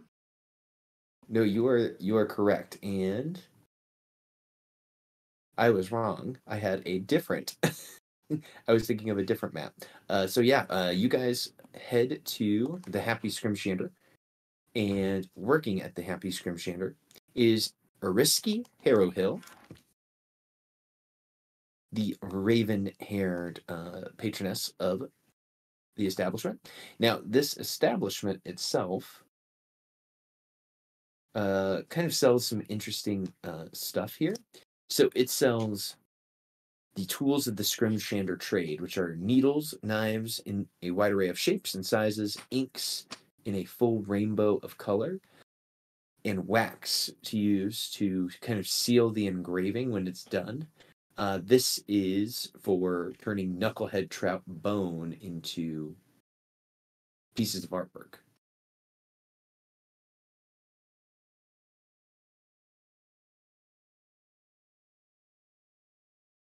So, you guys would arrive into her shop, and she's waiting there patiently for people to come and buy the things. But unfortunately enough, Lonelywood is only a small town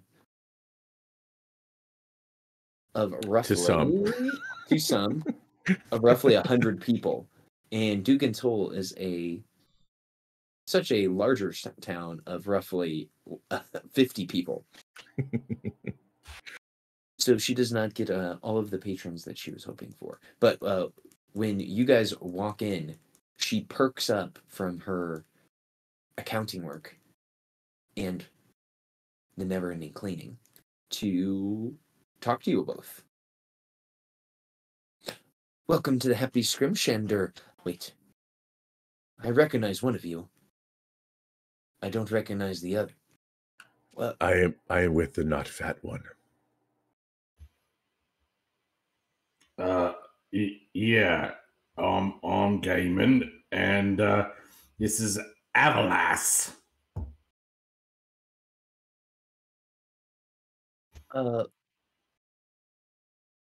well, welcome. What can I do for you both? More of the vodka hooch, please. And she looks around and she says, "Oh, I see what's happened. What? This actually happens a lot. Were you looking What? for the tavern up the road, or were you looking for Scrimshander supplies?" She looks at you all, slightly hurt. As you Akia, as you'll see with the note that I sent you, Akia walks in and is like, "I'd like to buy a lure. What are you two doing here?" I was looking to get drunk. There is lots of bone here. I'm in the wrong place. Well, maybe you guys are in the right place. Have you ever considered picking up the Scrimshander trade? She looks at all three of you as you're standing in her establishment. Can't say I have. I was interested in fishing. However, I had to trade a lure to a wolf earlier, and I need to replace it. She looks at you with a face that could only say, "What?" No, it's true. I was there. It happened. Yeah. Bollocks. Fucking hell! You lot go shop. I'm gonna go find alcohol. And Gaiman's gonna walk out. If you are parched, I have birch sap. Oh. Oh, well, no, I'm trying to, get drunk. I'm not thirsty. Well, I am thirsty, but I'm not like dying of thirst. Well, I am, but it's like I want alcohol, not water. Yeah, what the fuck, sap? Well, it is lightly fermented, but does not affect you. Keeps the mind clear. No, vodka, please. And Gaiman's going to turn heel, and he's going to walk out of the Happy Scream Chanter, and he's going to go looking for the tavern. Okay, which is the lucky liar. I got confused, but this is an excellent thing. I was gonna say it was hilarious, honestly. So you walk out. The raven-haired woman just looks at you and sighs. She was hoping to sell some scrimshandering supplies. And she would look to Akia and to Avalas. So, would you two perhaps be interested in some scrimshandering supplies? My clan practices this art, but I am not one of those allowed. Oh, she looks disappointed. Do you need permission to fish? No, we can all fish, but to be one that carves the bone and tells the story of our people, that is only permitted by the lore masters. You might be interested to know that people outside of your druidic circle also carve fish bones. Do you carve? And I'll say it to Risky. Says, "Oh yeah, it's actually one of the only ways to make money here in Icewind Dale, or at least it used to be before this long winter. We would catch knucklehead trout. We would carve them into beautiful scrimshaw, and then we would sell them to the cities to the south." Are any of them carved into like a shape of an animal with like I don't know, some sort of story or something on it? So several of them are actually in the shape of animals. Some of them are in the shape of humanoids. Some of them are just geometric shapes that you would see here. She has all manners of scrimshawed tchotchkes. If she has a owl, I would like to trade, because of course, I barter. I will pull out my carved walrus trinket, carved of petrified wood, and hold it out and see if she will trade that for an owl. She says, "Ooh, where did you get this? This is pretty fancy." It was made by my caregiver. Well, if you're looking for a piece of scrimshaw, I'd definitely be willing to trade you this owl that I carved for that. Yes, that would be pleasing. And I'll hand over the carved walrus. Yeah, so you can trade out walrus for bone scrimshawed owl. Okay.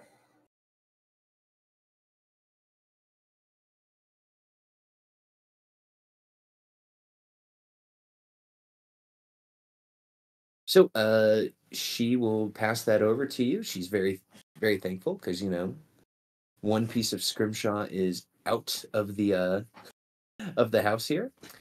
Akia, do you need anything from this lady? No, I don't need to RP my shopping. It's okay. Okay. Well, let us flash back to the speaker's home where Dale, Alicia, and the Lotus are all sitting in her home watching the kids chase a bush around.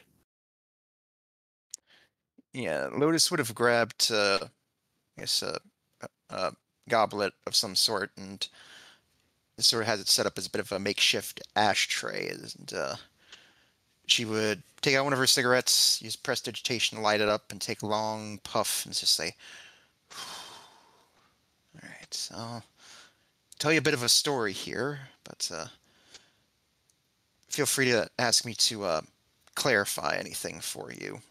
You see, the day I was taken was the eve of a celebration of the winter solstice on my world we call Christmas Eve, and the periodical I work for was going to be having this big party, but of course, before that I wanted to go visit my mother, since, she lives by herself, and of course I wanted to see how she was getting on, and, we had just talked about regular things, about our lives and what we'd been up to since we last saw each other, and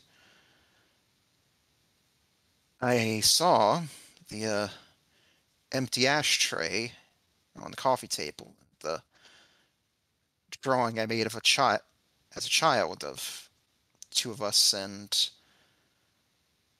well, someone who I don't really remember quite clearly, but who she said was my father, and I'd asked her why she never threw it away.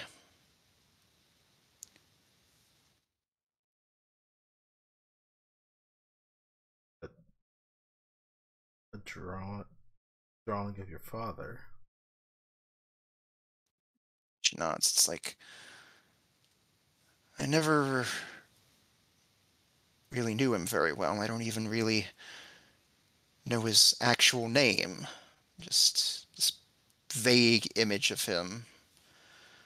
And, well, whenever I would start smoking, and she just sort of motions the cigarette, Mom would always start ranting at me and just saying, like, I can't believe you're doing that. You're just like your father, And so, I just sort of, she said that she didn't keep it for him, that she kept it for herself to remind her of happier times when we were all together. I told her she should get rid of it because, well, he hadn't been around for 20 years, so I don't really see what good it meant. And then she told me that if I came... And then she told me that, well, maybe if you came around more often, I wouldn't need to keep this up all the time. And we started arguing, and then and it was a whole thing, and then I stormed out, and that was That was one of the last conversations you had with your mother before coming here. Yeah. So you take another long drag off a cigarette. Must have been hard. It's just seeing her in the mirror like that. It's knowing she's lost not one, but two of the most important people in her life. And I'm not even sure how, the time difference is. I'm sure even if it is just 2 months, she hasn't seen or heard from me, or no one I know's probably even knows where I've gone. So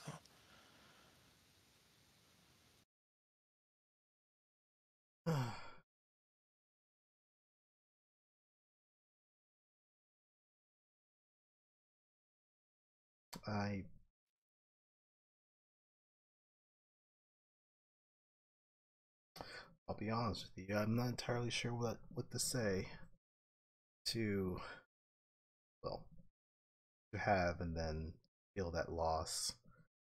Fortunately, that's not something that I'm quite familiar with. it's all right. I at least appreciate that you're willing to lend an ear. I grew up in the orphanage, and much larger city, larger than any of these settlements here, called Baldur's Gate. I never knew my parents. The orphanage was all that I knew. It was an interesting time. Though I'll admit, I was always curious of who my parents were, though that feeling eventually became less and less over the years as I kind of grew into my own.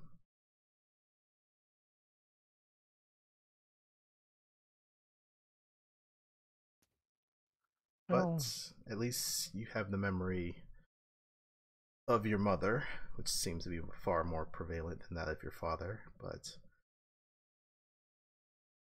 as long as you're able to hold on to those memories, I think things will go better. She'll give a nod and put out the remnants of the cigarette and the goblet. She's about to reach for another one, but then she stops herself and says, I know, it's... If anything, seeing her in the mirror like that wants me to get back to her even more. Still, it's thinking about, my father. I just can't help but wonder, like, why did he leave? I mean, admittedly, I've always felt resentment because, he was never there for all those important moments in my life, but I guess I just kept hoping that he must have had a good reason. Or, you know, you work in investigative journalism like I do, sometimes you find what's a good reason for some people is, well, not so good in the eyes of others. Everyone has their motive to do what they do. That much I know quite well. Alicia, I will say this. If you've, have you ever considered being a therapist or a life coach? I think you might have a good career in that. I already do that on the side. People come, well, at least in Targos, people come to the shrine to, well, all sorts of different reasons. To sometimes vent their frustrations, to confess some troubling thoughts that they may have had, looking for advice. I've been doing this for quite some time, so I've gotten a bit of practice. Yes, well, I'm well, I can't speak for them, but I can certainly say I certainly appreciate your helping me with this.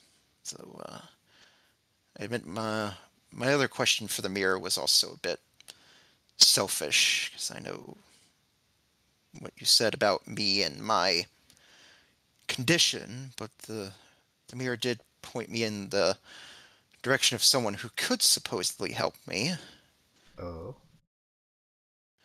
And then she'll open her notebook and turn to the sketch of the muscle-bound tiefling woman.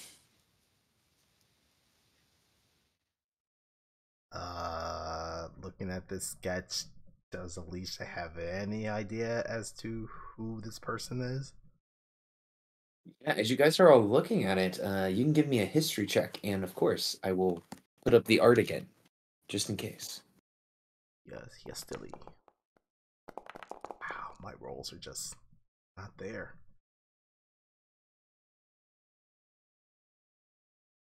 So as you are showing off the art, uh,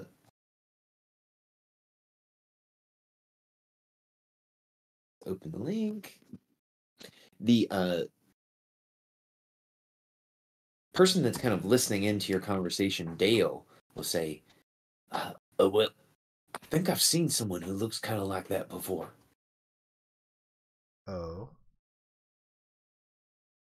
Yeah, I was in, well, I was in one of the cares. Was it Care Koenig or Care Dinaval? The one that still has a castle. Do you know which one I'm talking about? I can't remember. I cannot remember. Would Alicia have any idea which one that was? Oh, of course, Alicia would know for sure that it's Kier, and now your DM has forgotten. Is questioning himself. It's Care Dinaval that still has the castle. Oh yeah, Care Dinaval. I was there taking care of a rat infestation, and I think I saw someone who looked like that walking around. Kind of hard to miss. I mean, it was a tiefling with snow white skin and pink eyes. White skin and pink eyes? Mm-hmm.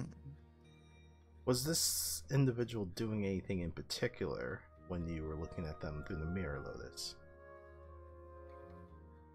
Seemed to be doing some sort of arcane experiments. I only got a brief glimpse before the image faded away, but that's what the mirror showed me when I asked, how do I fix my condition? So I would assume that means this person would know. Possibly. Well, we do have... Wait. That lady in Bremen, you say that her son was at one of the cares? Was it Denival? It was.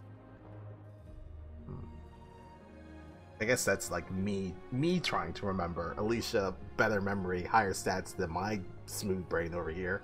I guess Alicia would kind of like run that through their brain and be like, well, I guess we have another reason to head in that direction. All right. Well, not sure what they might have been up to, but I do want to ask you that I'm not sure that if they may make me an offer for, fixing me. I would like to ask you to be there with me, because I want to be sure that I don't fall foul to any sort of temptation. You want a second opinion from your consultant? Well, I know we've only spent a short time traveling together, but I feel that your knowledge of such things, and also I feel like you're a good friend, and I think yes. Say no more. Thank you. Just have to ask, and I'll do what I can to assist you. Yes, that's a bit of my mother coming through there, having tried to break that independent streak. Well,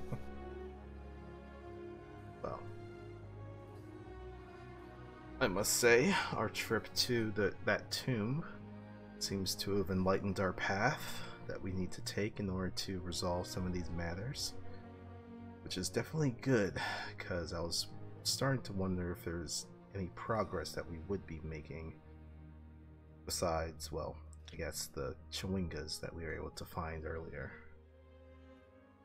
Yes, when we get back to Bryn Shander, though, we can perhaps maybe Master Wada maybe knows more about that location where my father was imprisoned.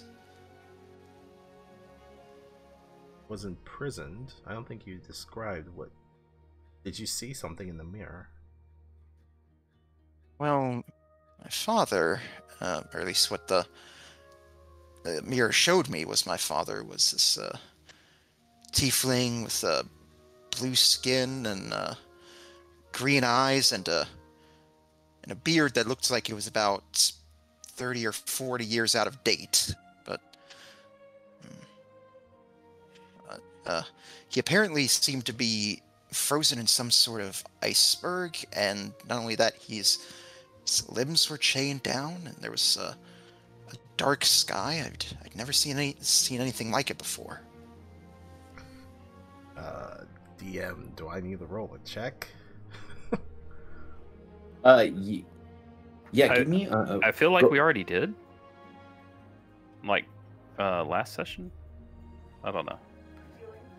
I will give you a new check here because there's been some time spent. So you can give me religion with advantage here.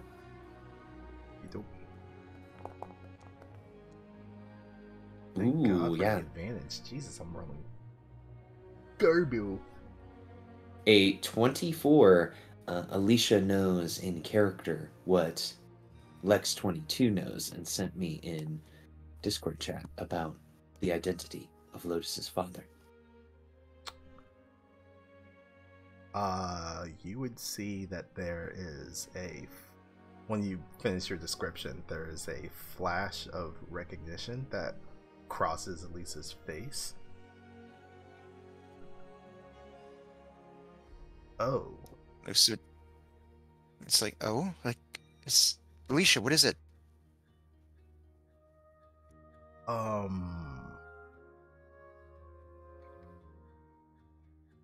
That's very interesting. Alicia, please, if you know something, tell me, please. She has this very desperate, pleading look in her eyes. Alicia will kind of pause for a few moments and look Lotus straight in the eyes. There seems to be a little bit more of a hardened look to their face. Lotus, I know you're not from around here, but what do you know of the Hells? Well, only what they told us in a Sunday school, at least back when I used to go. For where I'm from, the idea was that it was used as a way to scare children into behaving themselves. Told that as long as you behaved and you said your prayers and asked for forgiveness, you would get into heaven when you died, and if you didn't, then you would spend an eternity of torment in the lake of fire. That's putting it mildly.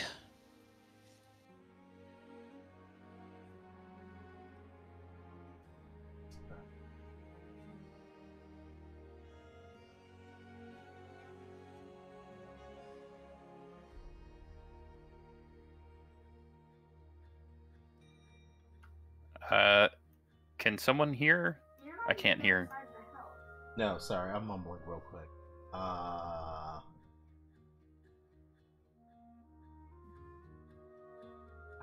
think? Okay. I believe your father may be, well, a little bit of a cosmology lesson. Here, one of the realms is called the Nine Hells. There are 9 layers to, well, that overall realm, so to speak. One of those layers is described to be a frozen wasteland with darkened skies and massive ice structures.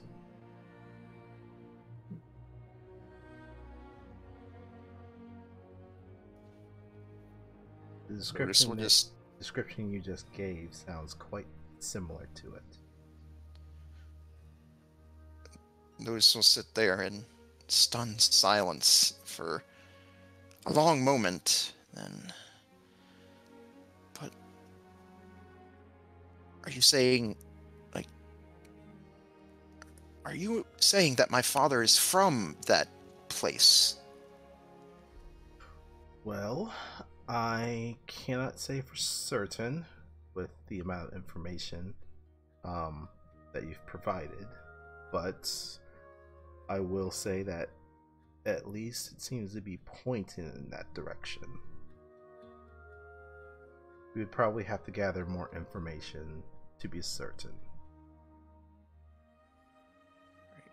Then she quickly opens her notebook, and you see her scrawling furiously in it. And she's like, then, then does that have anything to do with me and the magic? And then is he connected to the mind flayer somehow? And you can see like her brain's just going like a mile a minute as she's like writing down this stuff. I'll say write down some of your thoughts, but don't overburn yourself. We've been through quite the ordeal today. Probably should get some rest, let your brain recharge, and we can tackle this again in the morning. As you continually to say, you are an investigator. You don't want to overwork yourself, otherwise, well, you won't be able to find the truth within the story that you're trying to unravel. Right. Yeah, Back home, my editor did say I could sometimes dive a bit too deep into my work. Trust me, I know. I've been there before. But at least you have a little bit of a lead. Right. And then she'll close the book and say, well, it's always interesting when it comes to journalism. Like, whenever one question is answered, it always just seems to bring up several more. Fortunately, it does. And sometimes those answers you don't exactly like to find.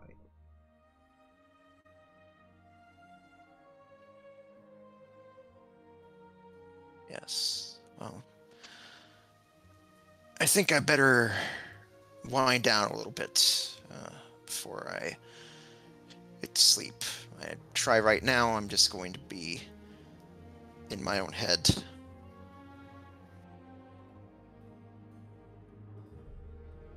And I guess as Lotus kind of lies down, Alicia just kind of watches them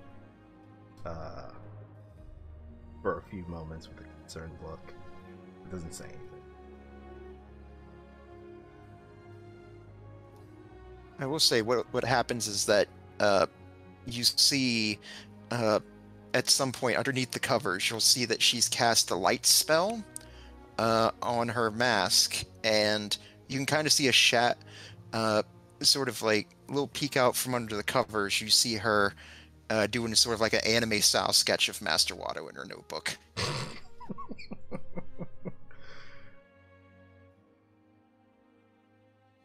Absolutely. I love that scene. Oh, I guess in a small addendum, Alicia wouldn't bother Speaker Nimsy because I guess they're still undergoing, the effects of their ordeal. We'll just prepare some tea for the group.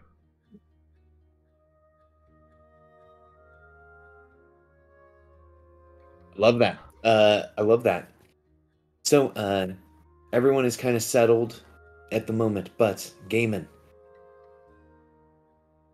you're alone again, heading to the Lucky Liar to drink. Let me activate that scene, because I think it would only be... I know that we got our tokens all on the map here, but it's only Gaiman here. Let me throw Avalus down, and just in case a cameraman, Gaiman, the bartender Danae is here, and like the last time that you were here in this bar, it's empty.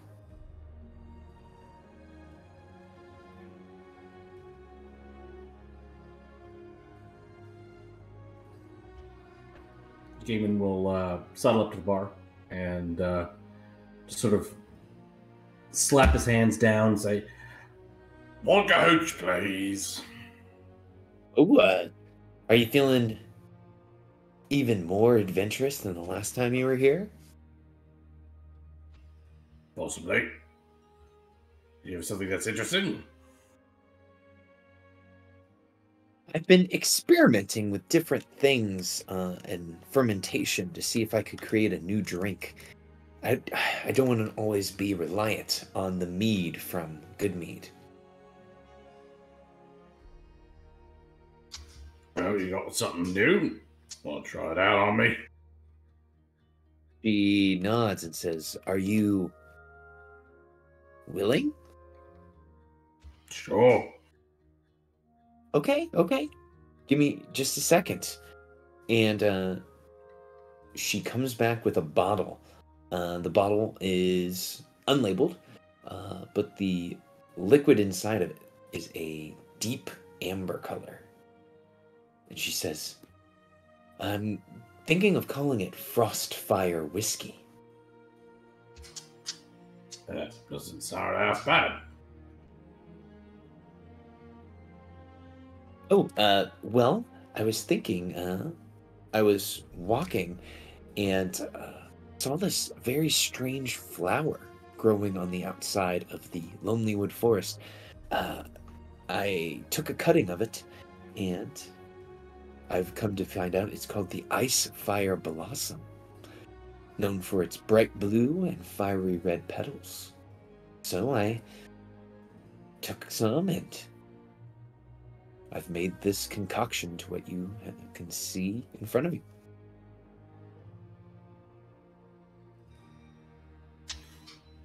Is it what kind of glass is it in? Is it like in a rocks glass or just like in like a wooden cup or something?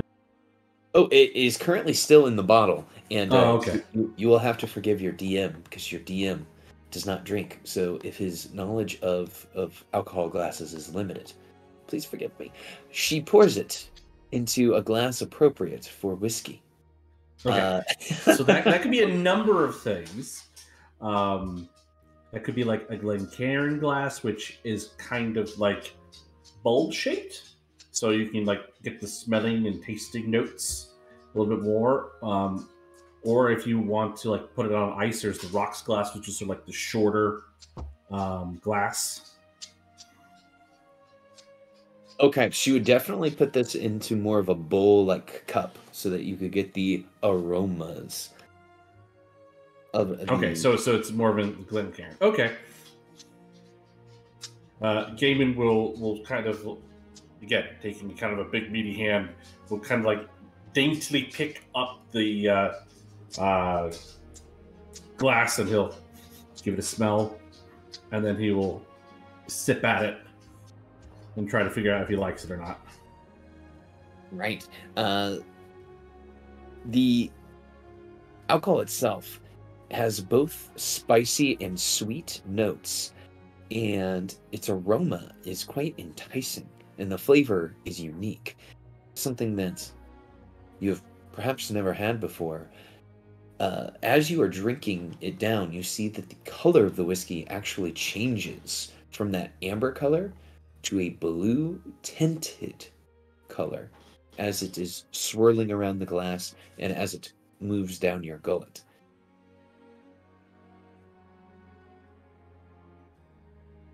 Now, as you have consumed it, you do feel a fiery burst of energy within your tummy. Whoa. That's cool. Well, thank you. I'm hoping that it will be quite a hit, as the frost fire flowers seem to be quite easy to find. I will say though, when I tried it, and she leans across the table, it made me temporarily go blind. It was so good. Yeah, it is good shit. Would Gaiman want to drink another glass of the Frostfire whiskey? Set me up another one. Excellent. You are able to take another drink down of this, and you do notice that your vision is starting to get a little bit blurry as you have drank your second glass. Whoa.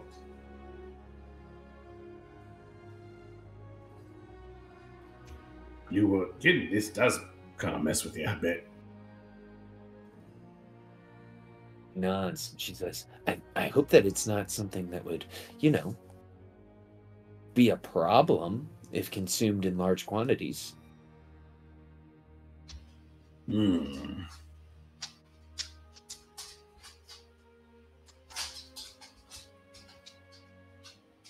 No, we'll see. And he goes for third. Okay, guys. So Boy makes as the best Gaiman decisions. drinks his third glass, Gaiman, can you give me a Constitution saving throw against the Frostfire whiskey?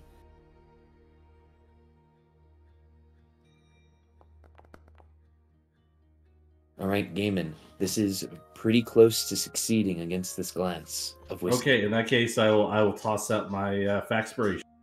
Absolutely. D6, right? Yep, D6. Okay, an 18 is enough. So your vision, while still blurry, has not completely gone yet, and you still have full control of your motor functions and faculty.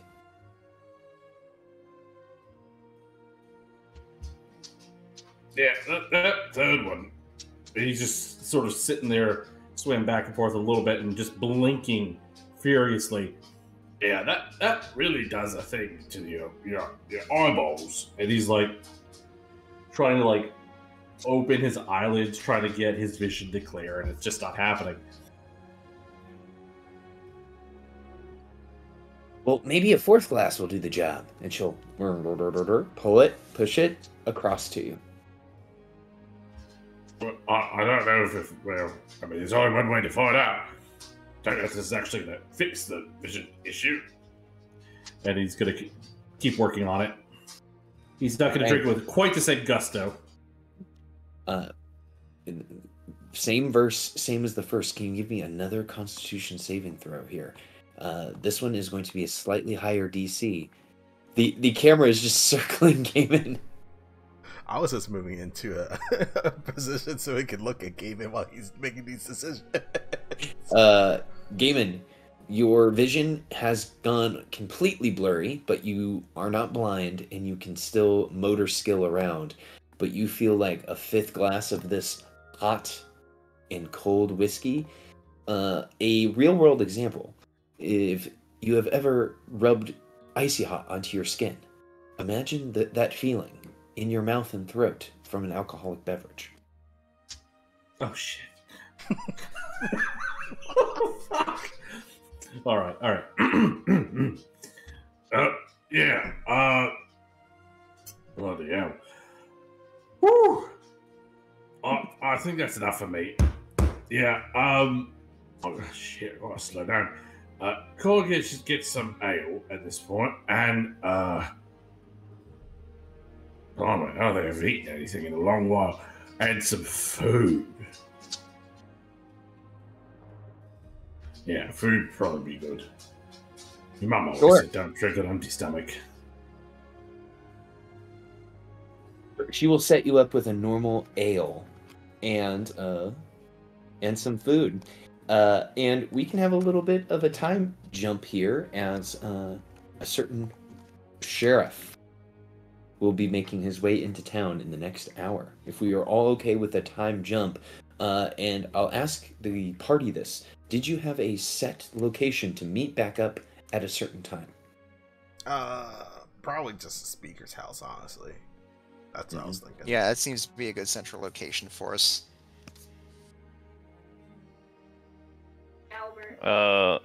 Akia is probably checking out their new building. And then they live there now. Have you left Lowlu or Goodmead behind? No. They just live there. It's okay. It's a rental home. So I want to share this with you, Matthew. This building is filled with wood. As you open in the doors, from basically ground to about halfway up to the ceiling, there are cut logs ready for shipment and ready to be used as carpentry supplies. in your new rental home.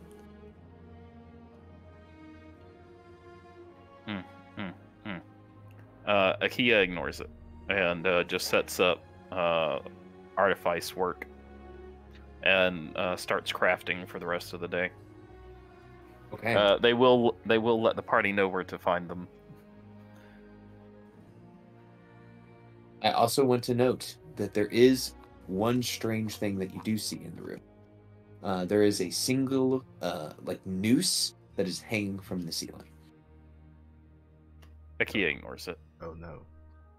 Okay. Okay. So we have a time jump forward, and everyone is back at the speaker's home. I assume someone comes and gets me. Would you guys send your new NPC ally, Red the Berry Bush, to collect Akia? And perhaps to collect Gaiman? Yeah, no, we know better than Akia, that. yes, Gaiman, We'll send Dale to go get Gaiman. That's probably a good call. Bush, Because if you send the bush, shenanigans will ensue. Yeah. And as we have all come to know, Gaiman is definitely not a fan of Bush. Mm. He voted Democratic both times. Wait. You took 4 that a times? different turn than what I thought you were going to go with. Okay, I'm glad we were on the same wavelength. not where the word was going. I just kept silent. If we are going the non-lewd direction, would it have been 4 times, or is it 3? I can't remember. My history- Even No. HW ran twice. even Only on the- was elected once. Mhm. But I am not so old that I would have voted against him. I should say that I was not even born in either of the times that he ran. Ooh, Makes it feel old, does it? tell me about it. But I was in elementary school when George W. was president.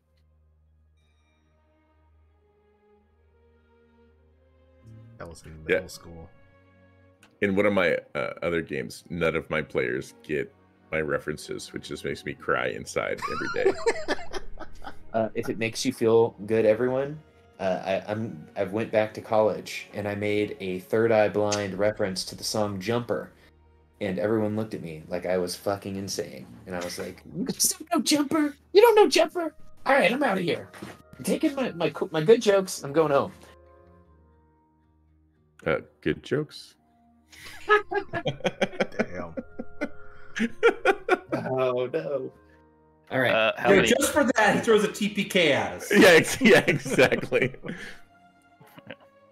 Okay, so some time passes, and there is a knock at the door of the speaker's home. The speaker has come out of her drug-induced haze. Thankfully, she's only taken 1 hit of the hag crystal, and it has not seeped into her brain quite yet. And knocking at that door is a 1 sheriff, Markhound.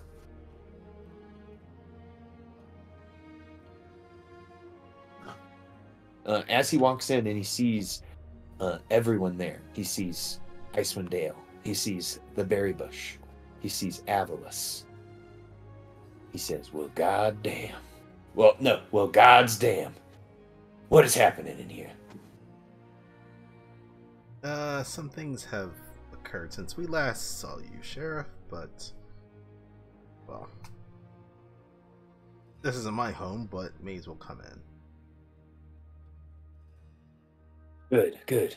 Unless Lotus is here, the whole crew is here, and Nimsy's here. Now, I got a raven to meet up here, and it was very cryptic onto what I was actually coming to see. What am I coming to see here? If I recall, did we put the body in the backyard? Yes. Okay. Then, Sheriff, you should probably follow us. back out into the cold.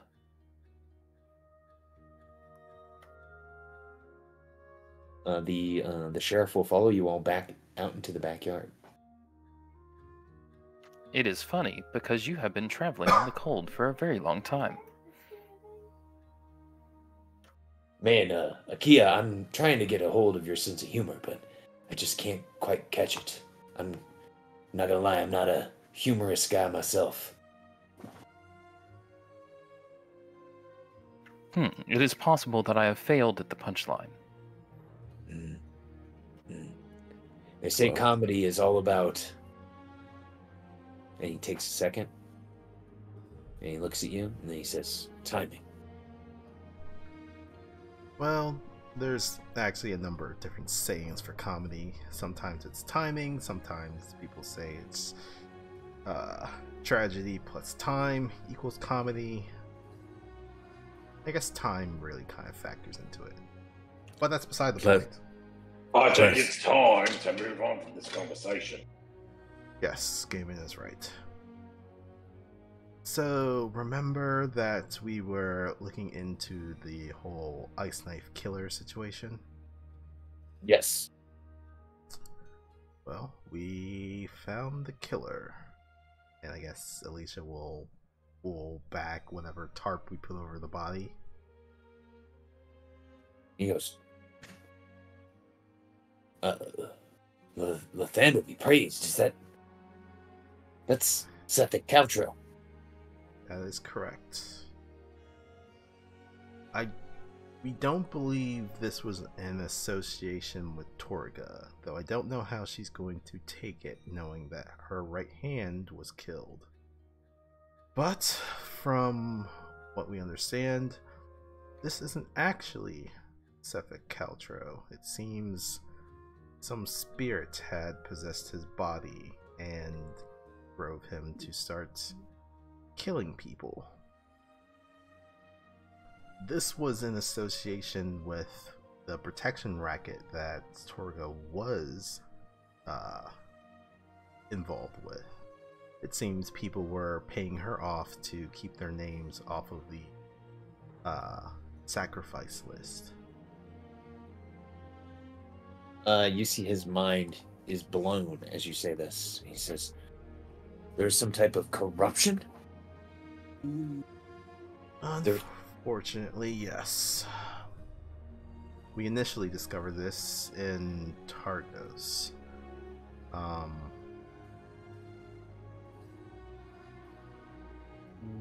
Remember when we had mentioned the Crow Traps had one of their sons murdered a few days ago? Right. Well, we paid their residents a visit, and it seems the matriarch of the family had done the deed, was paying off the administration in Targos to keep their names out of the listing. However, it seems that Sethek, having this knowledge, was still going around and killing some of these individuals.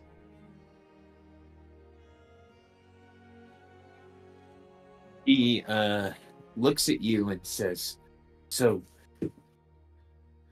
Sethek was gaining this information about who has paid off government officials and then was taking them out. He sighs. These people, they were trying to escape the fate of being sacrificed, and in doing so, ended up getting killed anyways. Correct.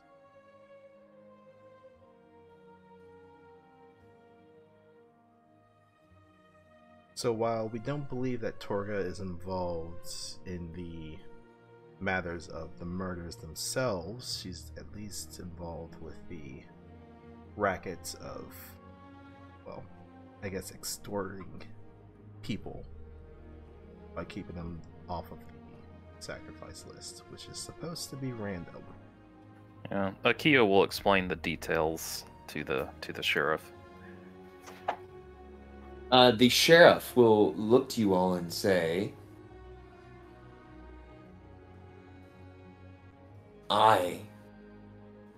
know that I am capable of taking Torga in for justice and taking this, he points to the body, back to Bryn Shander as proof that the Ice Knife Killer has been killed.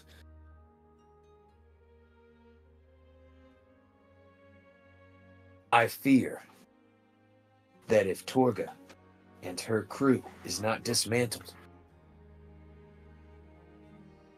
you all and your associates could be targets for potential assassinations. You really believe?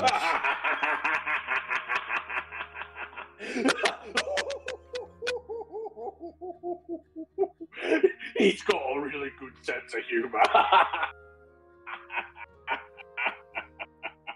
Well, I don't have as much of a humor that gaming here has, but do you truly believe that Torga would attempt such acts against us? He says, well, it is Icewind Dale's worst kept secret that her moving market is also a criminal enterprise for smuggling drugs, illegal substances, and murders for hire.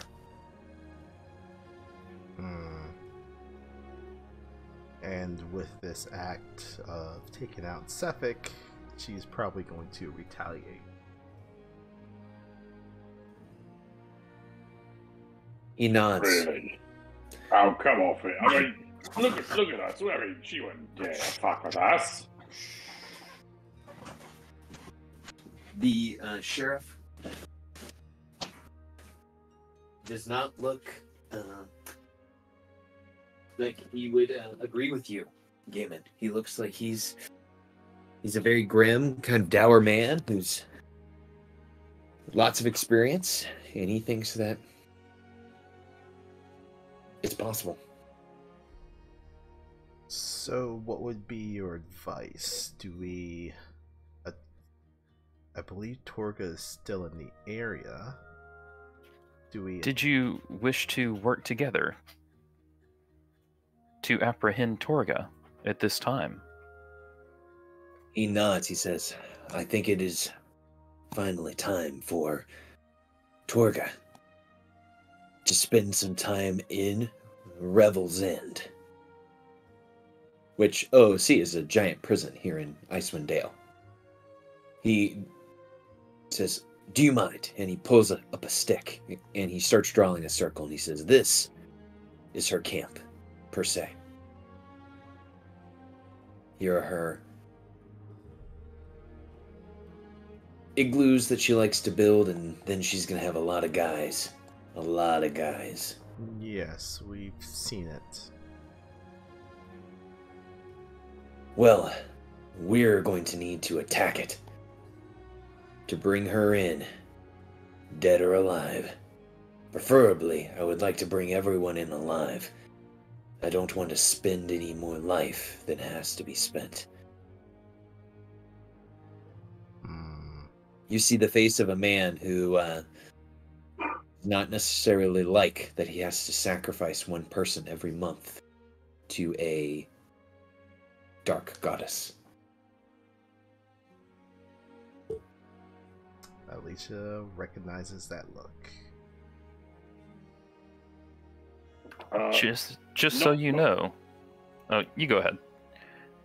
Yeah. I mean, we were able to go in there and get, old, murdering bitches out there without a fight. So, could we just do the same thing again? More or less. Get an audience, doctor, jig it up, come with us. Stop at irons, cut her off. That sort of thing. I do believe that the reason that the killer was so willing to go with us was because he felt a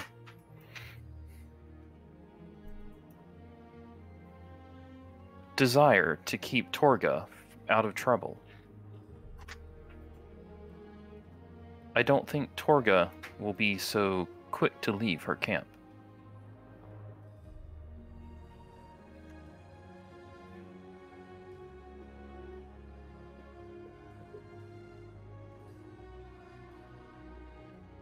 The camp looks like a cookie. Whoa.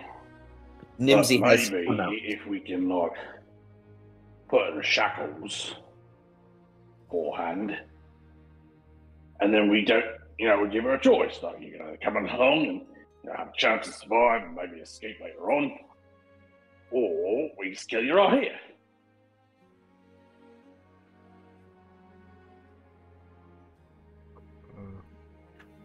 To a businesswoman like her, I'm not sure how she'll take that ultimatum.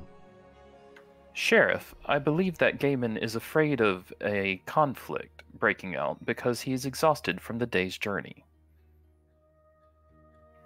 Well, what we can do. I've tracked their movements for long enough.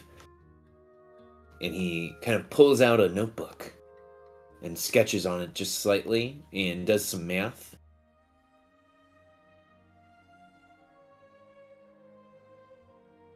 He says, if my counting is correct, then, well, they're going to probably be in Dugan's Hole next.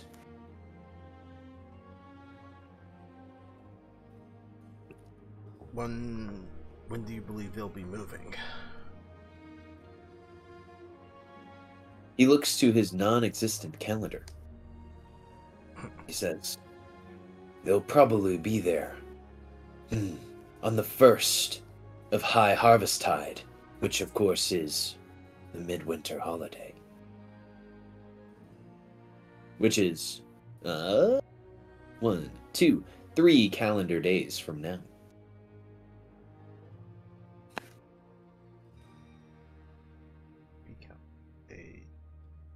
And for us to get to Lonelywood, it took about a day and a half, if I recall. Mm-hmm. And do you guys all have access to that handy dandy Icewind Dale distance table? Did I share that with you guys? You did at one point. I know it's in one of the channels. Let's see. I'm just zooming back into me up. It's in resources. Okay, good. Just in case you guys need that. So yeah, if you are in Lonelywood.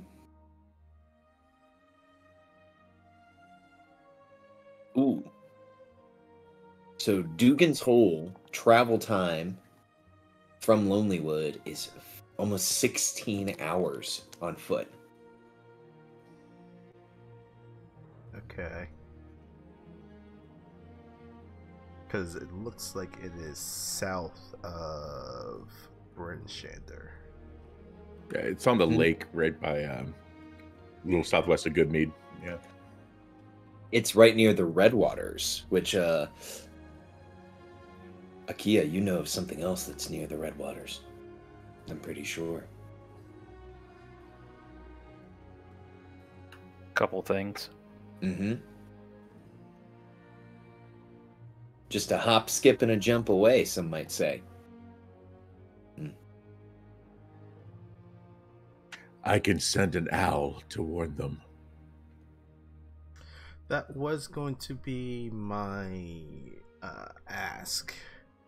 Would it be best for us to gather some additional reinforcements in the case that this does break out or may break out into a fight? Having these additional forces would dissuade them from throwing their lives away.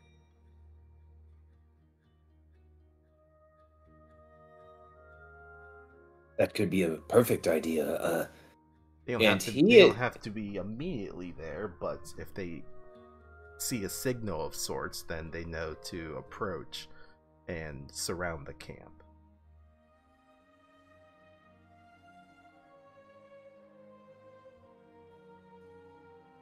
The sheriff is nodding. He says, the militia of Dugan's Hole, is it well trained? Are they applicable fighters? He looks around the room. Avalis, this man does not realize that you are the Thane of Goodmead. Or, Yeah, excuse me, of Dugan Hole. I step up and I am Avalis, the Thane of Dugan's Hole, and their militia is not noteworthy.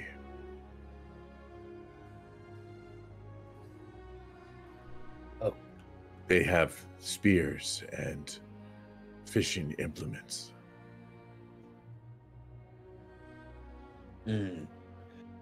Well, a warm body is still a body, and perhaps if we have a strong show of force, then at least we can keep her lackeys occupied as we put Torga into chains. My thoughts exactly. They don't actually have to fight, but to at least show that we have equal numbers. And without her right-hand man, it would be in her best interest to not resist.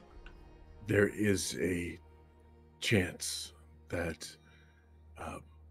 I could speak to some strong friends of mine that might be a deterrence to them to attack. And DM, I think you know of what I'm talking about. Would that be possible? Yes, it would. Oh my! I mean, God. it would require some rolls, of course, but yeah, I mean, you know.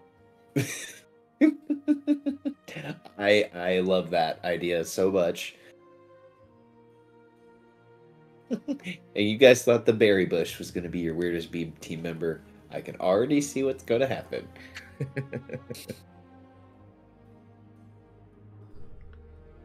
Well, if you're able to bring some additional forces, I think that's for the better. I would need to go on my own for perhaps a day. They would likely devour you without me. Oh. Would you be able to tell us who these friends are? I could, yes. Will you? No. Aha. Alright. If I am successful, you will know when you see them. Now I'm both intrigued and concerned. It is more for their safety and that of Dugan's Hole than yours. Alright. Well, I guess we have some plan of action.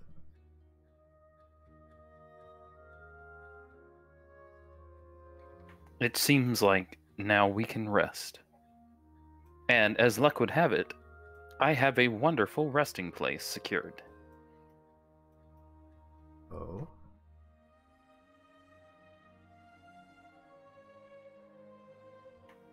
Yes, I would love to show you my new shop.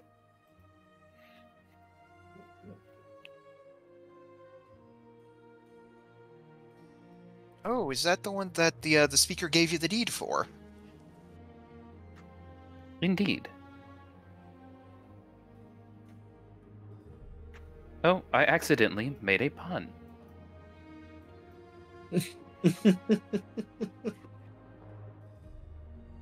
That is true. A face is actually staring at you guys pretty intently.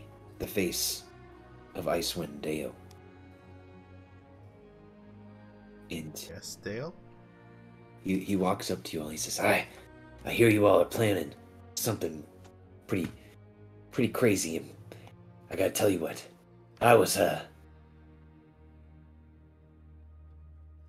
really kind of bored and dissatisfied with my life here in Lonelywood until I met you all.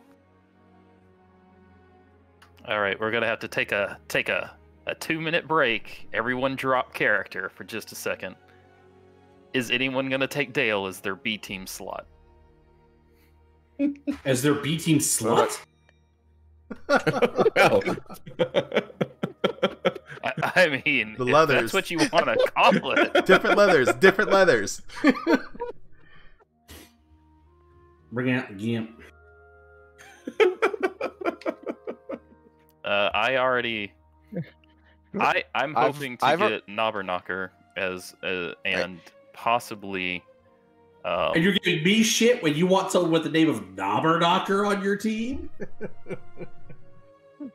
All right, look, I've already got Red, and I'm planning to have the other one for Master Watto. All right, so I can't take them. Yeah, I'm thinking Knobberknocker and Blarton. Unless someone else wants Blarton. But that's who I'm planning on taking. So, is anyone actually wanting I'll to? take Dale. Okay. Phew. What is wrong with Dale? Dale is a perfectly adequate BT member. Who's No. Well, Lex is intrigued by Dale. I don't think Alicia cares for him as much.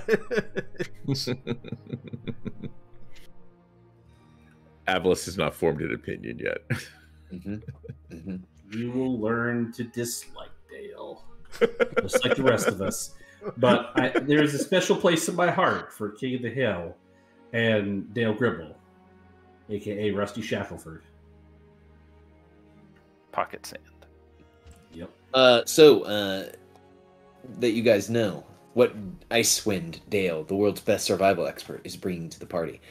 He has an active ability which is called Pocket Snow. Once per long rest, when you are attacked by a creature within 30 feet of you that you can see, you can use your reaction to impose disadvantage on the attack roll, throwing snow into the attacker's eyes before it hits or misses. An attacker that can't be blinded is immune to this feature. Passive ability, world's best survival expert, you gain a +1 bonus to survival checks while you have Icewind Dale as your B-team slot. Alicia looks at Dale's B-team contract and then sees that first ability and just looks at Dale. It's like, are you trying to step on my toes, mister? That is very similar to an ability that I do. The meta conversation that Dale would have with you is like, well, I can only do it once, and I'm doing it with snow. I've seen many children throw snow. They can do it repeatedly. You see that Icewind Dale has the arms, the thickness of a spaghetti noodle. Yeah. And that is not balanced at all by the fact that he also has a beer belly. Or a frost flower whiskey belly. I think Alicia just gives him the "I'm watching you" gestures. Two points to the eyes towards him. When you unlock his next ability, it's called Channel Divinity. No. I will smite you, sir. You want to go, Dale? Isn't You that want to more go? of a paladin thing? Clerics, well, the UA clerics from 1D&D do get access to some of the smite spells. I sit corrected then. So, yeah. So Avalis is going to go outside. If I'm going to warn anybody, I need to find two flight birds, like owls or at least a pigeon or something. Do I see any wildlife? Yeah, of course. There are lots of actual birds here in Icewind Dale, and if I've learned anything from the zoo, birds that would be strange if you saw them here don't actually give a fuck about the cold. Like what are their names? Flamingos will like stand in a pool that is completely frozen and act like they don't give a shit. So you see that there are seagulls everywhere. All right. Oddly enough, so I will cast Animal Messenger twice, since it does not require concentration. Once to warn Dugan's Hole, and I'll just say basically to go to whoever I normally deal with as the the Thane, to warn them that an attack is coming in 3 days, and to either get the women and children to safety and prepare, and then I am returning. And I had to say that in 25 words, so I think that's about it. The second is to my other friends, and I will whisper that message to you. I love it. So everyone, you would have a rough idea that the population of Dugan's Hole is 50 people. One of those people is Avalus. Another one person of that 50 is the speaker. And according to this table, Dugan's Hole can only muster up 13 militia members. On a good day. On a good day. Also, we did change something, me and Gibby did. There is a very strange line listed here in the Dugan's Hole entry about how the town, because of its isolated place in the Dale and because of its lack of visitors, its residents aren't fond of visitors, and inbreeding has caused the population to dwindle. It has also given rise to often seen physical deformities. So we decided to change that because I don't like it. Oh, that was from the Raw Adventure? Yes. So it was Alabama. Gotcha. Yes, it was. So we're just gonna not have an inbreeding incest town in our nice little Icewind Dale. But yes, you find a couple of these ice gulls, and you are able to animal messenger.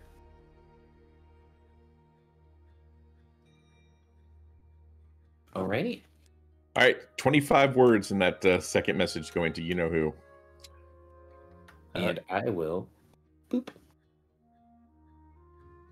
Perfect. If anyone comes to check out the new digs, it is just piles of wood. And then in one corner, it's a table with a bunch of artifice work going on. Oh, Question. You above know there's board like a question. noose hanging from the rafters, right? Yeah, that's The rope. what I was going to ask. Above, did you remove that? Why would I remove the rope? It can be used to hang things. That's kind of the problem there. Look, people. I mean, he's not wrong. I have no intention of hanging people. Well, no, you missed it. So, like, if a bagger's like really fucking depressed, and they feel like no one is there to help them, and they want to off themselves, they may hang themselves from like a beam using a rope like that. So And, you're like, saying... snap their neck, snap their own neck. So what you're saying is I should definitely lock up when I am not here. Or you could take down the bloody rope. But the rope is also handy to hang meat out of predators' reach. Besides, if somebody is intent on harming themselves, they will find a way. Akia, may I see that deed you got? Well, yeah, I'm not saying we're like a small army when it comes to people not harming themselves. I'm just saying it's less fucking morbid. And this is the guy who likes to kill people. Death is just a part of life. It is natural. Said like a druid. Would it be possible for Alicia to look at the deed?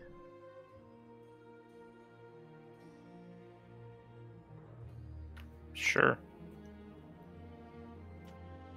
I think I just kind of want to parse through the language of it and also understand like who the previous owner of this place was. Oh, absolutely. I can tell you that. So the previous owner of this establishment was a man named de Groots. a retired sawyer. So in the deed, it lists, that if you hold the deed, you are the owner of the Ramshackle Inn, and it also gives some history about how De Groots, unfortunately enough, hung himself in the Ramshackle Inn a couple years ago.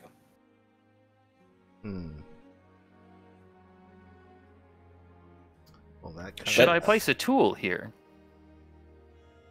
Then people will not assume that is for hanging themselves. I place. don't think that's gonna do it. I place a hammer in the rope. Akia, I know you'll just do wonders with this place. And hands back the deed. Thank you.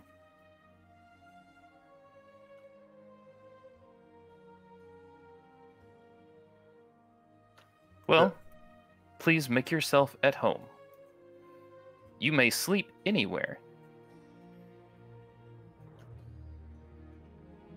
Okay, but I'm sorry, Akia. I know you mean well, but I just can't really sleep comfortably with that hanging from the rafters. Oh. Okay. Kia will remove the noose. Thank you. So for all intents and purposes, this is like a warehouse, right? Yeah, it's like a warehouse that the townspeople have just been storing their spare lumber in. I think Alicia is just muttering to themselves, support our friends, support our friends, we support our friends. Alright, well, since you wish to refurbish the place, what is there that we can help you with? Oh, I am done. Oh.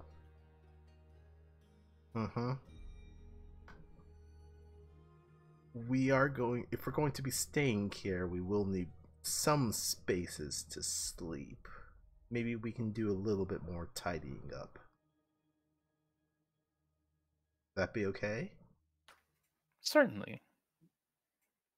Wonderful.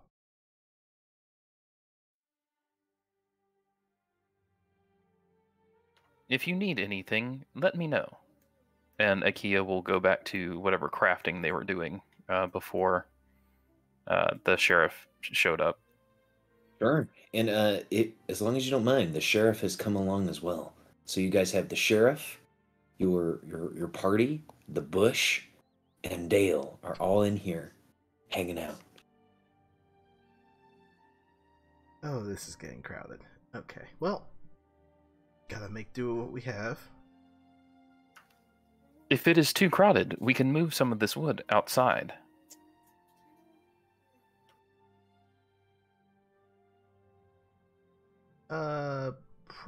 I think we can just reorganize it to be a little bit more spacious. I think that's fine.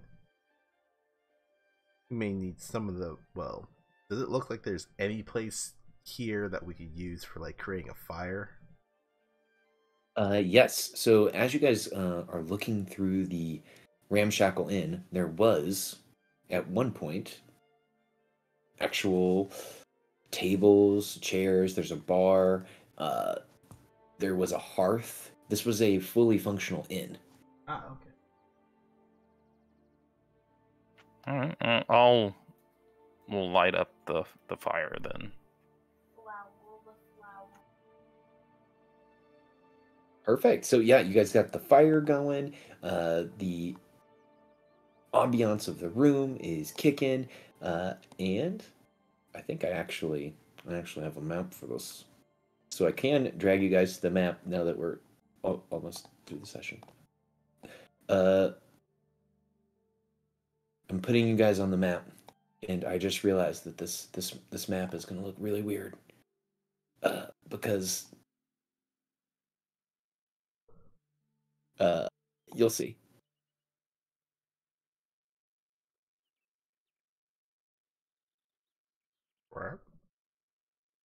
Here's the map. So there's no wood anywhere, but you are in the inn. The fire is already roaring. So, using our imagination, if you could imagine that there's a whole bunch of wood everywhere. So yes, so it sounds like the party has a plan, and that is to capture the criminal known as Torga Icevein.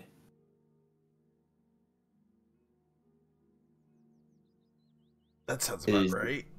That sounds about right. Excellent. Okay. And we're past time by about 15 minutes. Oh, sorry about that, guys. No. So- I mean, this is, I think, a better stopping point. Yes. So let's go ahead and stop there, because I'm sure you guys are like, "What is this DM doing?" I was kind of getting caught up in your guys' roleplay. So let's freeze there, and then next week we will get her started. If you guys have any critiques, comments, concerns on how I ran the session, and you have some ideas on how I can make it better, please let me know.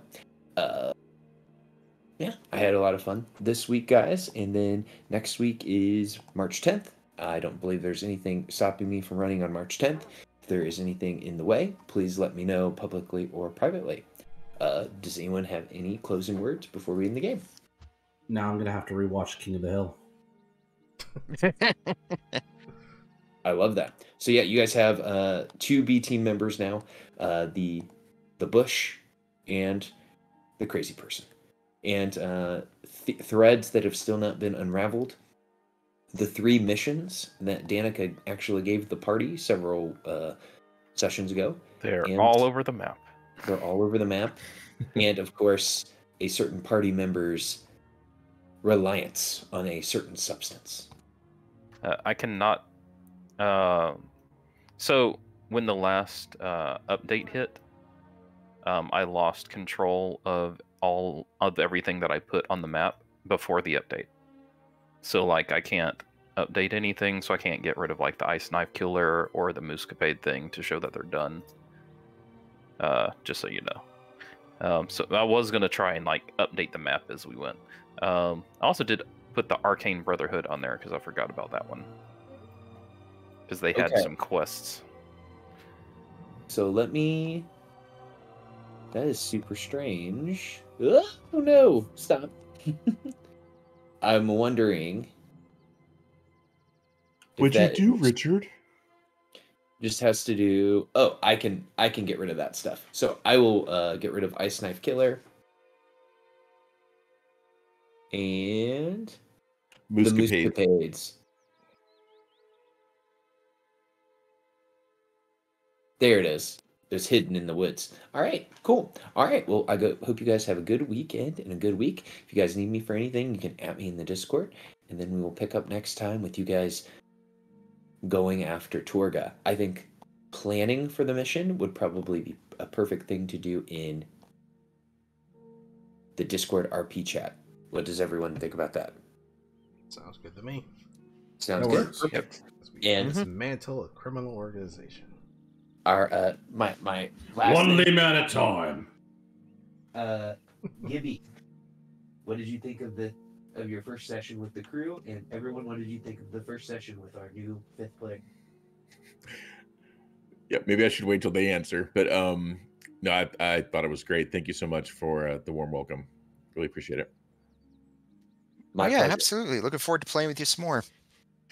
I apologize for being maybe I have a secret, but I hope it wasn't too annoying.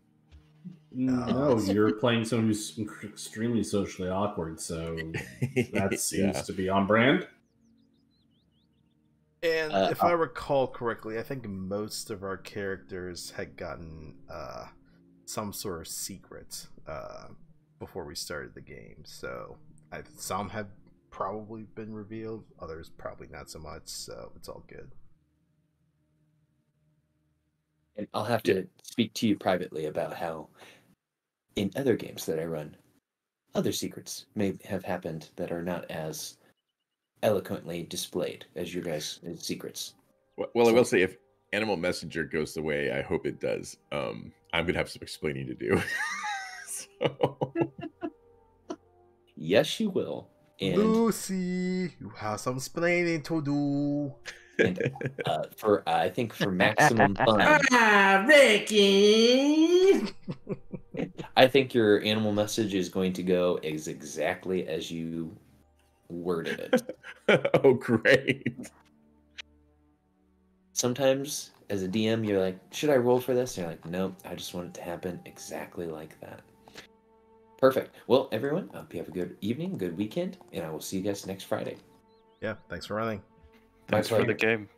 Bye, Yep. guys. All right, good game. Good night, everybody. Yep. Thanks, everyone. And thanks everyone for tuning Wait, in. we were Catch supposed next to level up.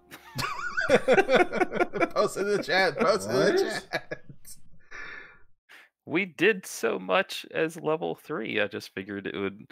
I figured we'd be close. I'm figuring once we deal with this Torga stuff, we may Yeah. get from there. I think we've been level 3 since we brought the Chewingas back to Danica. Thanks. And that was like what, 2 days ago? And yeah, in Game game time? time, yeah. Yeah, we've probably. just done a lot in game Yeah. since then. Oh,